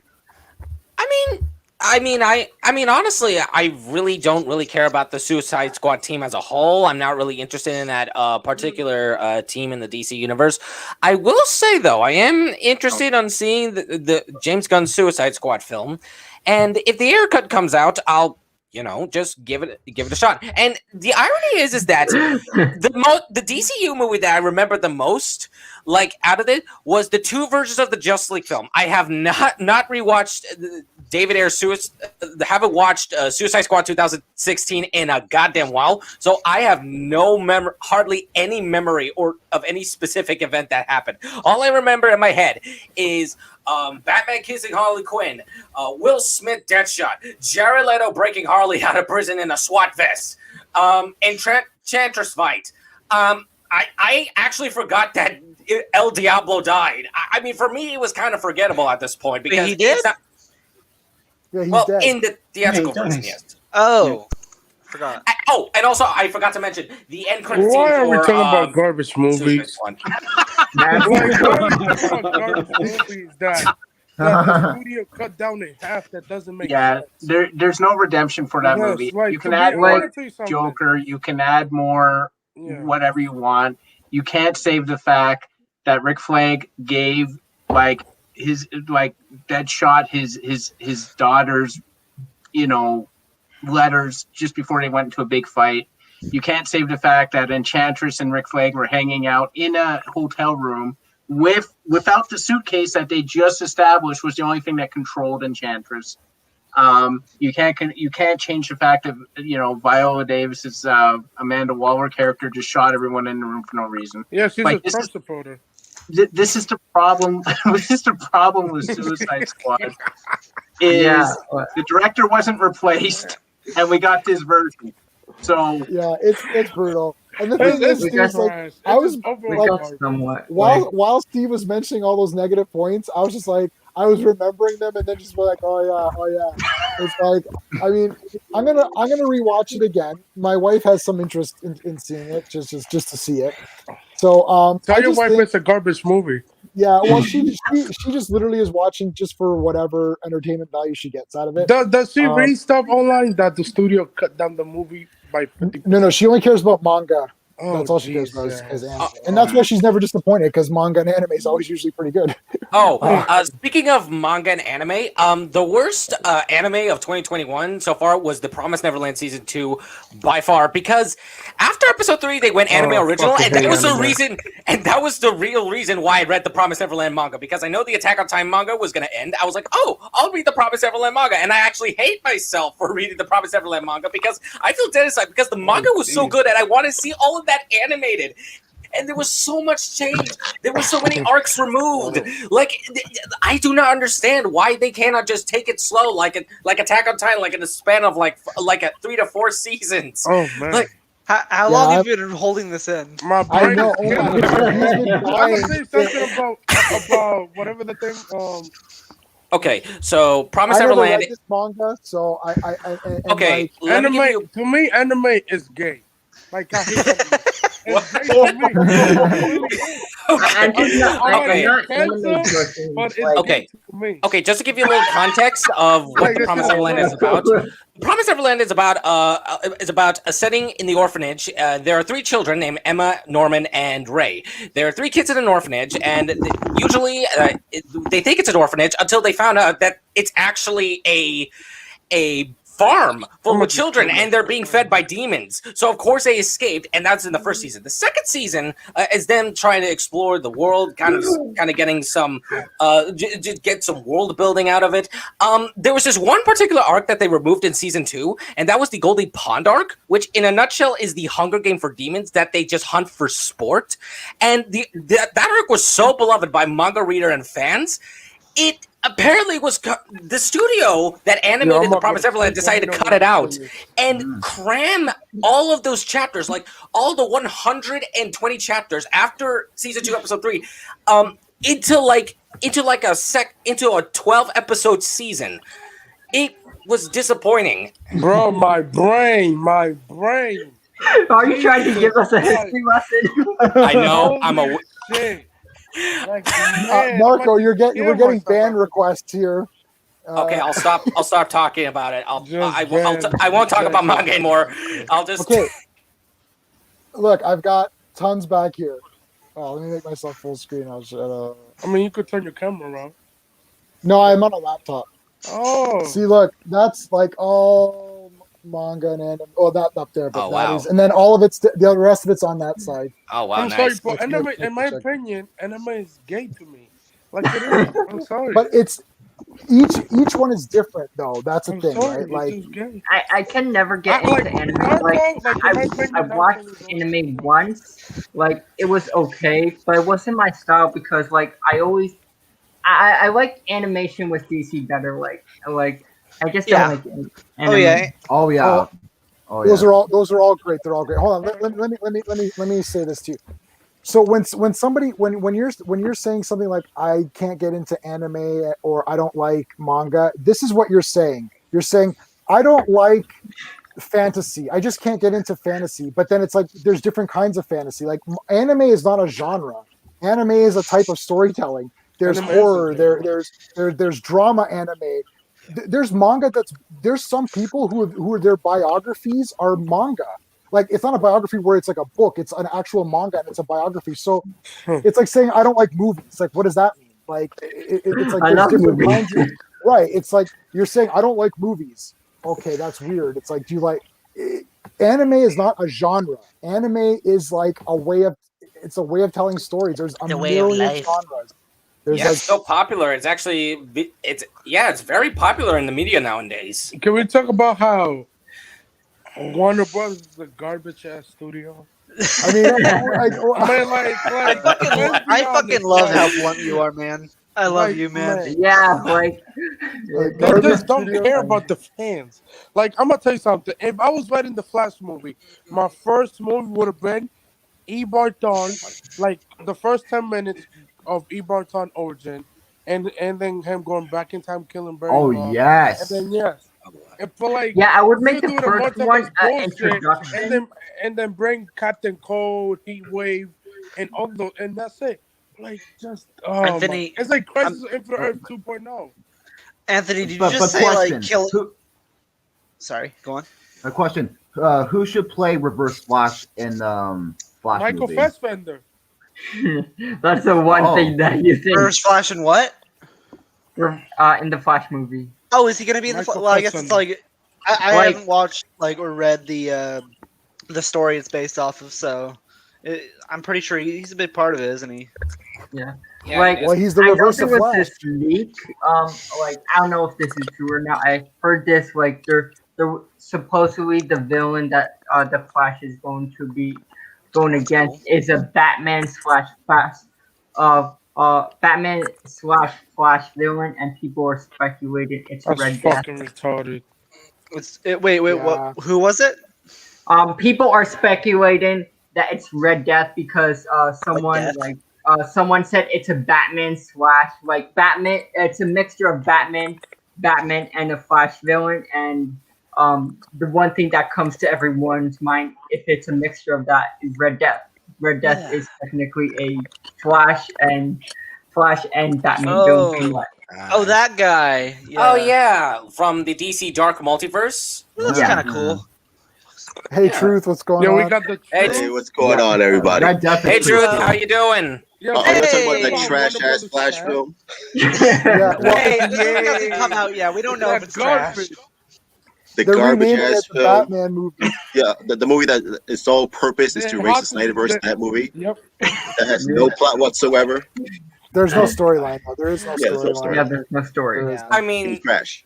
It's an so far the agenda. information is a bit confusing. Like what you have? Oh my gosh, we've said this 1,000 times. You have to make a good movie first. Like literally, make a good movie first. Like if you want to present Flash to the world, then present Flash to the world. Present his origin. Present his villain. Present Reverse Flash. Give us that entire thing. It's like make a 90-minute movie about it. That's it. Why are they trying to pretend that this is something other than an agenda? Every time you make an agenda movie, Fantastic Four, what's another, like any one of these it's always bad no matter what, because it's like Fantastic Four, we got to retain the rights, bad movie. Flash, we have to erase Snyderverse, bad movie. I don't know, it probably will be a bad movie. Yeah, probably. What's some other examples of these where they come in with these movies where it's like there's an agenda and it never goes anywhere? Like there's just so many of them. I don't know, of course I can't think of any. I feel like the Flash trilogy should have been like an origin movie. I don't know, like Captain Cold, or introduce more villains for a second movie, then Flashpoint, and if they make a fourth movie, like usually They're not gonna make they one. go for fourth movie, they can expand the multiverse. I'm gonna tell you two simple words. This Flash movie take place in the CW universe. No. Simple 2 words. Those it was quite a lot of 2 words, but here's the thing, though. Like, have we established the Flash character to the point that we can make a multiverse movie? No, not at all. No. Like, because exactly. The multiverse movie will not be about the Flash. Yeah, like even Spider-Man 3 doesn't even feel like it should be a multiverse movie yet. That should be like 5 or 6. I agree. Well, Marvel and DC are doing multiverse movies. But the thing is with the Flash, it's like, okay, so which Flash are we using? Are we using the Whedon version that is garbage? Are we using the Snyder one that got character development? Jesus Christ, that word. and stuff like that. Like, which one are you using? Because the Joss Whedon version, he was a pussy. He couldn't fight for shit. He's like, wait, who? It's the Joss Whedon version. Oh, Flash. Flash that they're going with. Yeah, the Flash version is like, I hate bugs and guns. You guys seemed ready to do battle, but I've never done that. I just ate a bunch and run away. He's neurotic beyond belief. Like, he didn't look like he could fight. Like, he looks like he looked at his own shadow and he'd leave. So, like, I don't know. He was constipated. Yeah. Even in the Snyder Cut, like, his character development in the Snyder Cut was good. He got nobody's debating that shit. He was good in the Snyder Cut. He's like, it just, oh my god, the Flash. I'll debate it. I didn't like him in the Snyder Cut either. I don't like Flash in either cut. Yeah, honestly, I don't blame you though, because even at the time when the first Justice League movie came out, I wasn't really a huge fan of the fact that he was. It felt like they were trying to do Tom Holland with him because he's just so much younger than how the Flash. Because the Flash is supposed to be like a forensic scientist, right? He should be like in his 30s or something, maybe late 20s. I don't know. I mean, I gotta be honest. I'm not at the time when they announced that the Flash was going to be a different actor than from the CW show. I'm not really used to Ezra Miller's Flash because I was more used to Grant Gustin's Flash from the CW show. And after the Snyder Cut, I mean, don't get me wrong; they're both good Flashes in their own rights. It's just I'm more personally attached to Grant Gustin than Ezra Miller because Ezra Miller is just a new Flash that we got, and it's going to take me time to get used to him. And consider him as another good Flash. I mean, you know what's best? And you know what's best is that I loved when in Crisis on Infinite Earths is when Grant and Ezra met each other, which was awesome. Yes, it's like everybody's fever dream. Like, oh my god.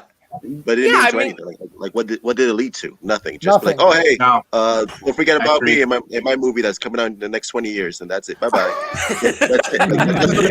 But it was an interesting setup, though. I mean, we gotten some information about like Ezra Miller's version of the Flash, saying that he wasn't specifically named the Flash in the DCEU, which is kind of interesting. And plus, I was thinking that in the Flash movie, considering that is also going to deal with the multiverse, I have this idea. Maybe Grant Gustin's Flash can help with Ezra Miller's Flash, try to fix the timeline. Considering he also did a Flashpoint. I don't want to see the CW in the actual like movies. Marco, just to let you know, Andrew suggested the same thing, and I think he ran from the Troops live stream after he did that. The thing is, let me tell you something about the CW. Don't get me wrong. I like the CW, but like it doesn't like. I know the whole idea of like. The whole idea is to like somewhat connect the whole multiverse. So you have Earth Prime, that's the CW, and you have like Titans and everything like that. They're all gonna be connected. But you're not going to see these characters interact at all. At all. You'll never see them interact. Look, when you're doing a first movie of a new character where you're presenting it to an audience that may or may not remember who this character Iron is. Man? Like Iron Man. These movies need to be one-off so that anybody can see them. And I'll tell you why. You cannot connect them to a bunch of other movies because people will be like, well, I don't know who this character is. Well, you have to watch these other movies. Well, I'm not going to go watch 4 other movies to figure out who this is. I need to sit down on one. It's like Wonder Woman was perfect. Even though Wonder Woman had appeared, it didn't matter. Her first movie was all about just her. Yep. Yeah. That's perfect. Man of Steel, perfect. Yeah. Just Superman. Don't introduce 14 characters. Just Superman only. Just Wonder Woman only. That's it. Just Flash only. Just Aquaman only. Yeah. Just Shazam only. Then if you want to have them appear later, then it's cool because you're like, oh look, Wonder Woman's in Batman, or Flash will be in Justice League or whatever. Okay, but like you need to have one movie so that a normal, regular person can just go see that movie and be like, oh, who is this cool character? That's it. Not I have to watch 4 movies before I see this one. Like, why? Like, nobody's going to do that. And that's what MCU did. That's what MCU did.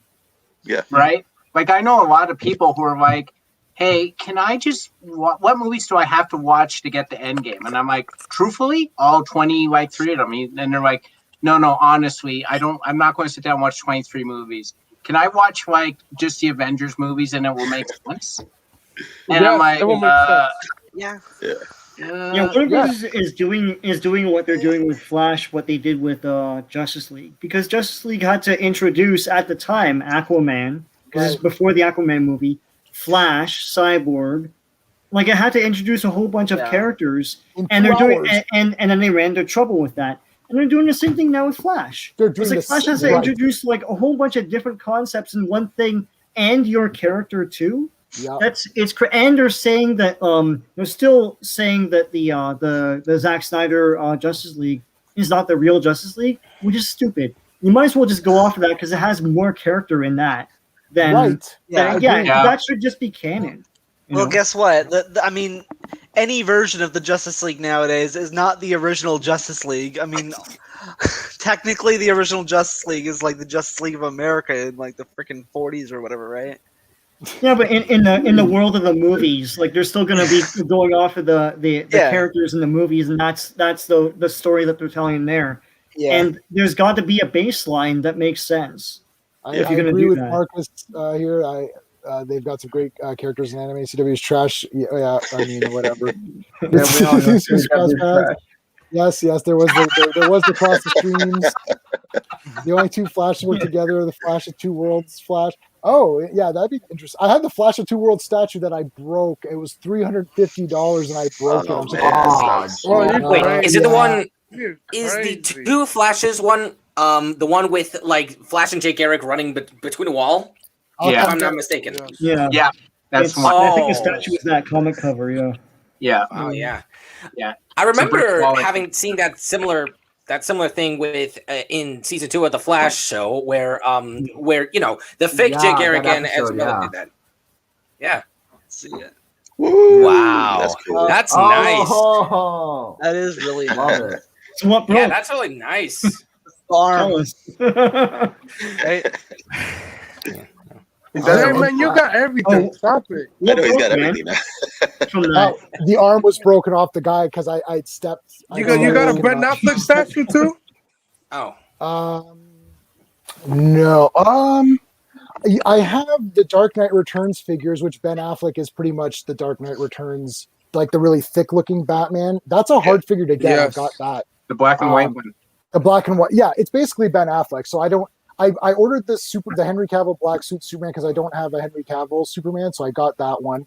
I've got Christopher Reeve Superman big one, and I pretty much have every Superman of some kind. That's the Dark Knight Returns Superman back here, which is from that same line. This is hard to get. That's hard to get. I've got this like electric blue Superman. The electric blue one. Oh, that figure's not that easy to. What about John Wesley's ship Flash? They never did anything for that. They never did anything for that. I got the show, of course. John Wesley ship Flash is still the best Flash of all time. 1,000 times, Yeah, of yes. course. oh yeah, he still is. Yeah. See, that He's gonna show up in Stargirl, and I think in episode 8 or 9 of Stargirl, I believe, as a Of what? on Stargirl. Stargirl? No, I didn't like the Brandon Routh Superman toys because it looked weird to me. Did you get any Brandon Routh toys, Sean? What about the Crisis one? I got a bunch of them. They had nothing to do with the movie. I grew up with the toys. Oh yeah. I don't have any. I should get a Brandon Routh figure though because I don't. Yeah, have but that Brandon one. Routh was redeemed though. You don't. Yeah, but I mean, like from when those, but they never made a toy of that. I have Kingdom Come Oh, yeah, Superman yeah. somewhere here, but like, Yeah. yeah, but not Because Brandon the Routh. studio thought it was garbage. Yeah, we know. Yeah, I don't like Superman Returns that much. No. Dude, if they don't have the Kenny Johnston Brendan Routh was Flash, I swear. If they don't have a cameo of Kenny Johnston's Flash. Now, J-Man, do you think Brandon Routh should make a cameo in this garbage Flash movie? I don't know what's going on in this movie. I actually like. Okay, so Sean and Steve know this about me. As Christopher Reeve Superman. Yeah, maybe, sure, why not? Sean, Like CGI? Sean and Steve know this. He's not going to be CGI. He's Christopher Reeve Superman. Yeah, exactly. Right. Perfect. Yeah. At a certain point, when movies become bad, I want them to be really bad, and then I like them. Like, it's like if it's approaching bad, it's like okay. But if it gets to where like Flash is at a point now where if it just gets a little bit worse, I'm going to be excited about it because it's like, you know what I mean? It's like I want it to be so bad that like I'm like this is awesome because it's so bad, and then I'm going to go around telling everybody it's my favorite movie just to piss them off. I think that's what my dad does. Because I love getting the reaction. Yeah, like garbage Wonder Woman 84. I genuinely think that one. I'm not trolling on that one. I genuinely think that's my favorite. J-Man, I think you're trolling, man. No, I'm not trolling on that. I look at all my Wonder Woman 84 stuff I bought. Oh my goodness! Let me guess. You got Brandon Routh DVD? Oh, of course, yeah. Superman Returns. Yeah, I've got that. I mean, in my opinion, Superman Returns is an underrated movie. No, that movie's trash. I thought it was boring. I think it's too boring. Superman Returns? It is boring. Yeah, He's very boring. Yeah. Call me Louis Riel. I am Louis Riel. He's better. Do you think this should make if the Snyderverse continues? Do you think this should make a Brandon Routh Superman series? Like if it doesn't continue the Snyderverse. I mean, I'm good for any Superman thing. That's what people, even when I don't like something, or it's just because like it's just talking amongst us that I say I don't like something, right? Like, you know, so I always want another Superman thing. Like I defended, Sean can confirm that Sean's on the stream now. I defended Man of Steel so much, and I fought against people. And Sean can tell you, I fought, and I even fought against him. I even fought. You stabbed him too? Yeah. That's my dad. Yeah, I fought Sean. Yeah. I fought. But like, listen, my points were valid. I just, if you like it, fine. But you know, yeah, no. But Truth and Anthony and these guys know me as like a Man of Steel. I don't like Man of Steel. But this is when we're talking to each other as fans and nerds. Yeah. Not when I'm out in the real world, because like it's like somebody says something bad about Superman, I like destroy. I'm like, no, Henry Cavill's the best. Do not talk. Oh trash. yeah, dude. The amount of people that I've gotten where I talk like I'm like I love Superman. He's a great superhero. I've had so many people growing up that have just told me, oh, he's just generic. He sucks. Right. Like people think he's just boring. Like no, and I don't think so. Yeah. Superman. Like thinking about it, I've noticed this only in the past few years. Like thinking about it, but like Clark Kent and Peter Parker are very similar. Is that just me? Like, which is just the mannerisms and everything. Maybe like a pre-crisis Superman and like a Silver Age Spider-Man might be. Very early Spider-Man, nerdy and all that. See, the thing with Superman, like why I at least gave props to Man of Steel was that okay, they were trying something with the character. There's very good action. Look, the action is good. I like the fights. I thought Zod was sick. I really like Feora. She's like my favorite in that movie. Yeah, she was great. I like is the breeding program. I thought that was kind of cool. And that, Superman's like a natural, I don't know if this is discussed in length in Man of Steel, but like, he's like a natural born, like, he can make his own decisions. He's not one of the breeded. He's not engineered. He's not engineered. I like the idea that, because I always felt that Zod, it's like controlling the planet is a cool thing, but I like the idea where Zod's like, look, I'm going to terraform this. I felt that Zod was really a pro Krypton and not so much like, I hate everybody else. Like he's like, look, I'm terraforming this planet. But the narrative cheat of that movie is that he's genetically programmed to do that, and it's not I know, really Sean. So it's like it's not really. What is he fighting for? Just because genetically he's fighting for that? It's stupid. I know. Hey, that's where you get into the problem. Because I know, Sean. No, Sean, you're right. You're right. But I'm just saying that I think it's neat as a concept, right? Yeah. So that's the thing. So those are the positive points I bring up. I don't really care about destruction. A lot of people are like, well, I mean, like there's gonna be destruction. It is what it is. But yeah, it's just that he wasn't seen to try and save people except for the one money shot where it matters, where he has to snap the guy's neck, right? That's true. That's true. But you see, the thing is that like we can sit here and discuss this. Like my take is this: I don't care if they make another if the Snyderverse continues or not. If the Snyderverse continues, I'll watch. I sat down and watched the Snyder Cut. I'll continue to watch. We're all gonna give you my opinion. Sure. Yeah, we're all gonna watch. Absolutely. If I don't like it, if I don't like it, I'm not mad it's created. I just don't talk about it. Right. Right. This is where we have this. I don't want to say the T word because I hate it. But this is where you get some people who go like really crazy overboard.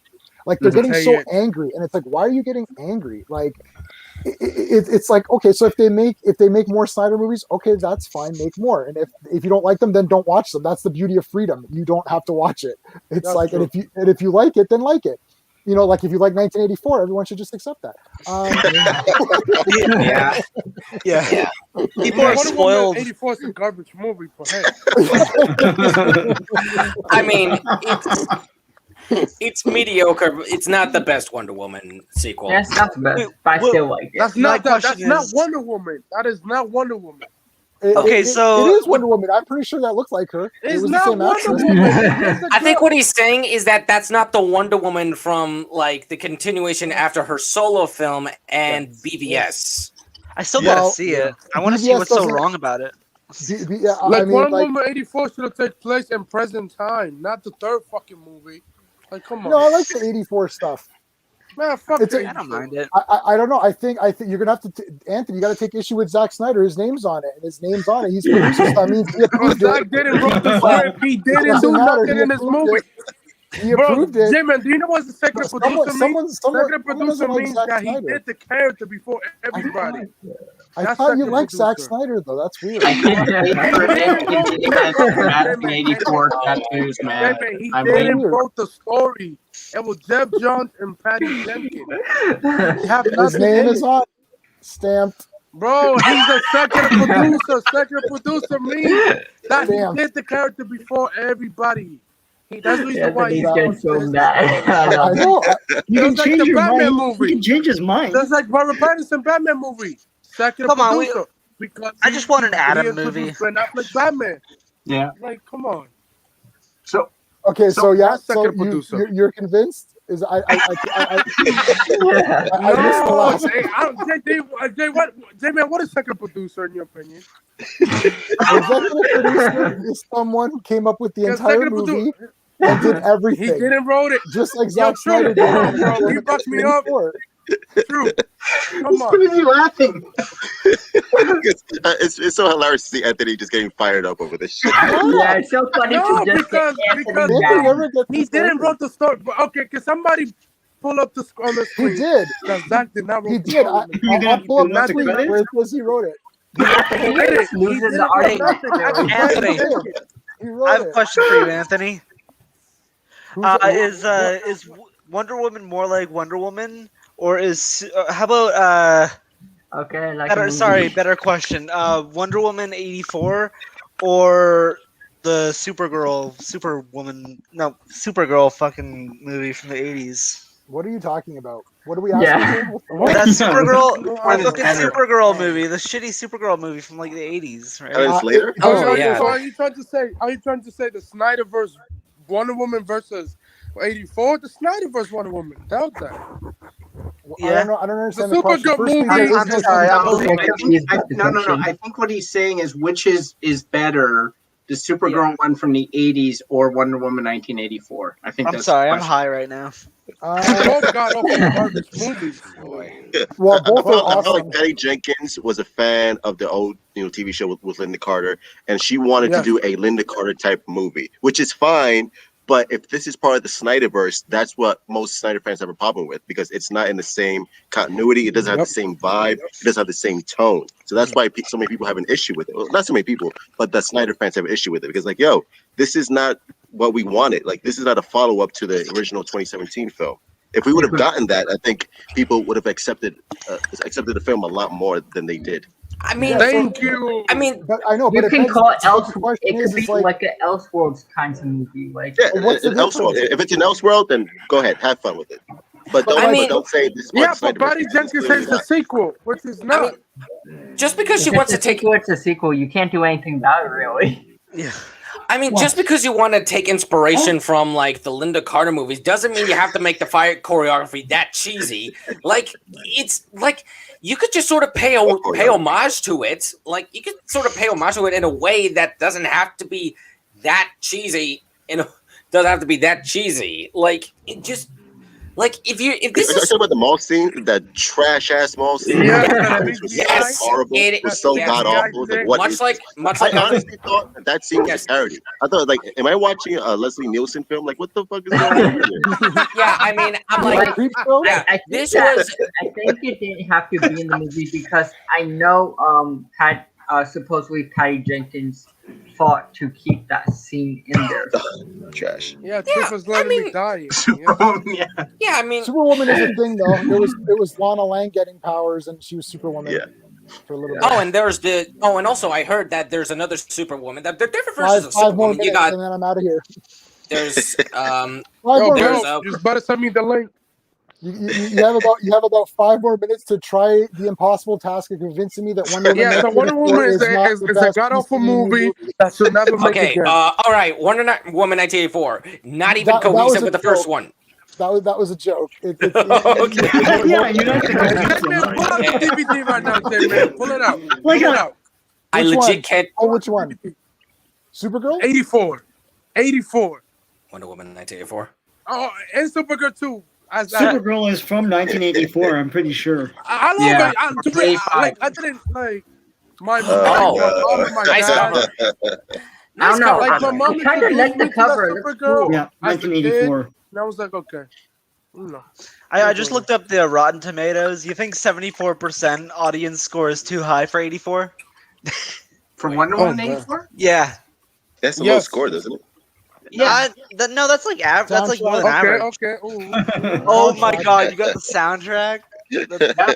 Of course he does. What are you talking about? This is limited. What are you talking about? The Wonder Woman 1984 score in the tomato meter is. Oh no, you're referring to the audience score. Okay. Yeah. All right. Sorry. These are just the audience liked it. Yeah.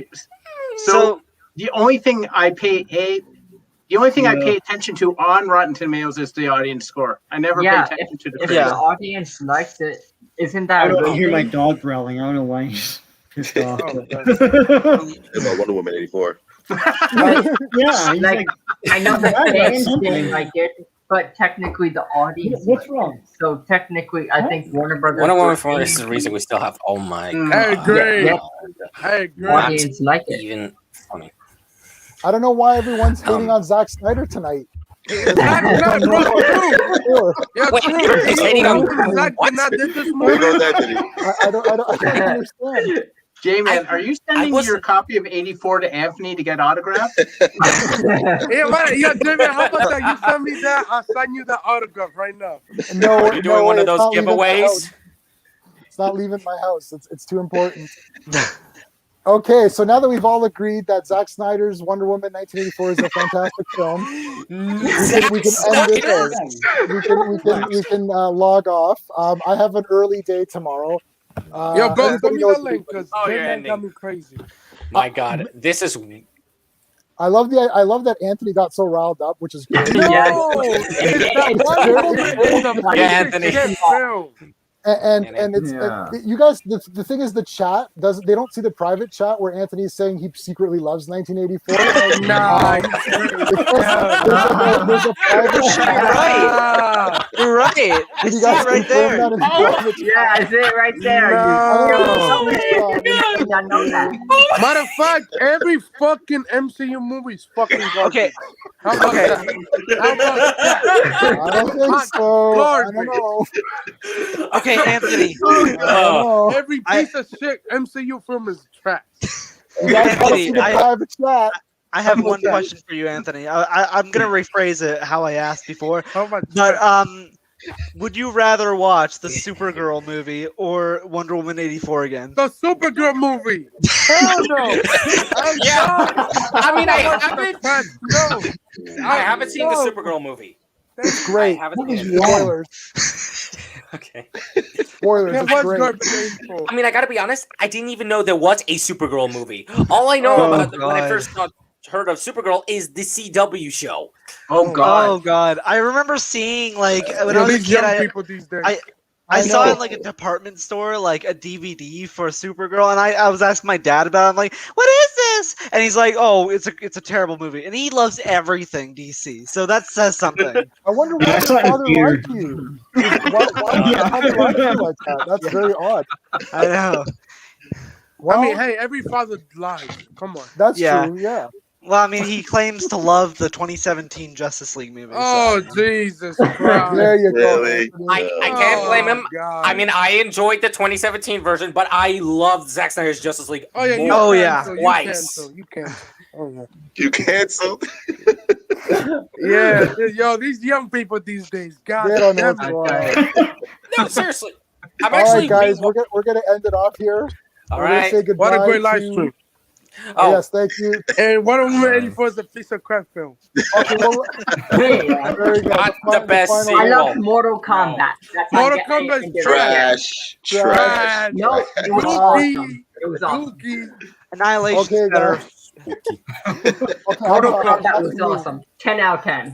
10 out of 10. All Yo, right, you're a guys. WB supporter, okay? WB for life. You're a All right. WB supporter. Hey, I'll anybody want see to do you the Borg next life thing? I got it. Thursday. Bye. I'll see everybody next Thursday, all right? All right. Yes, sir. Thanks for having me Bye. out, I'll man. see you then, man. Bye, man. It was this was a really good talk. I really loved it it. was, especially Anthony. All right. Oh my god. guys. I hope we can do this again. I'll promise to talk less manga, by the way. Bye. I love manga, so you and I could do it personally. All right. Oh, cool, man. boy. See you, everybody.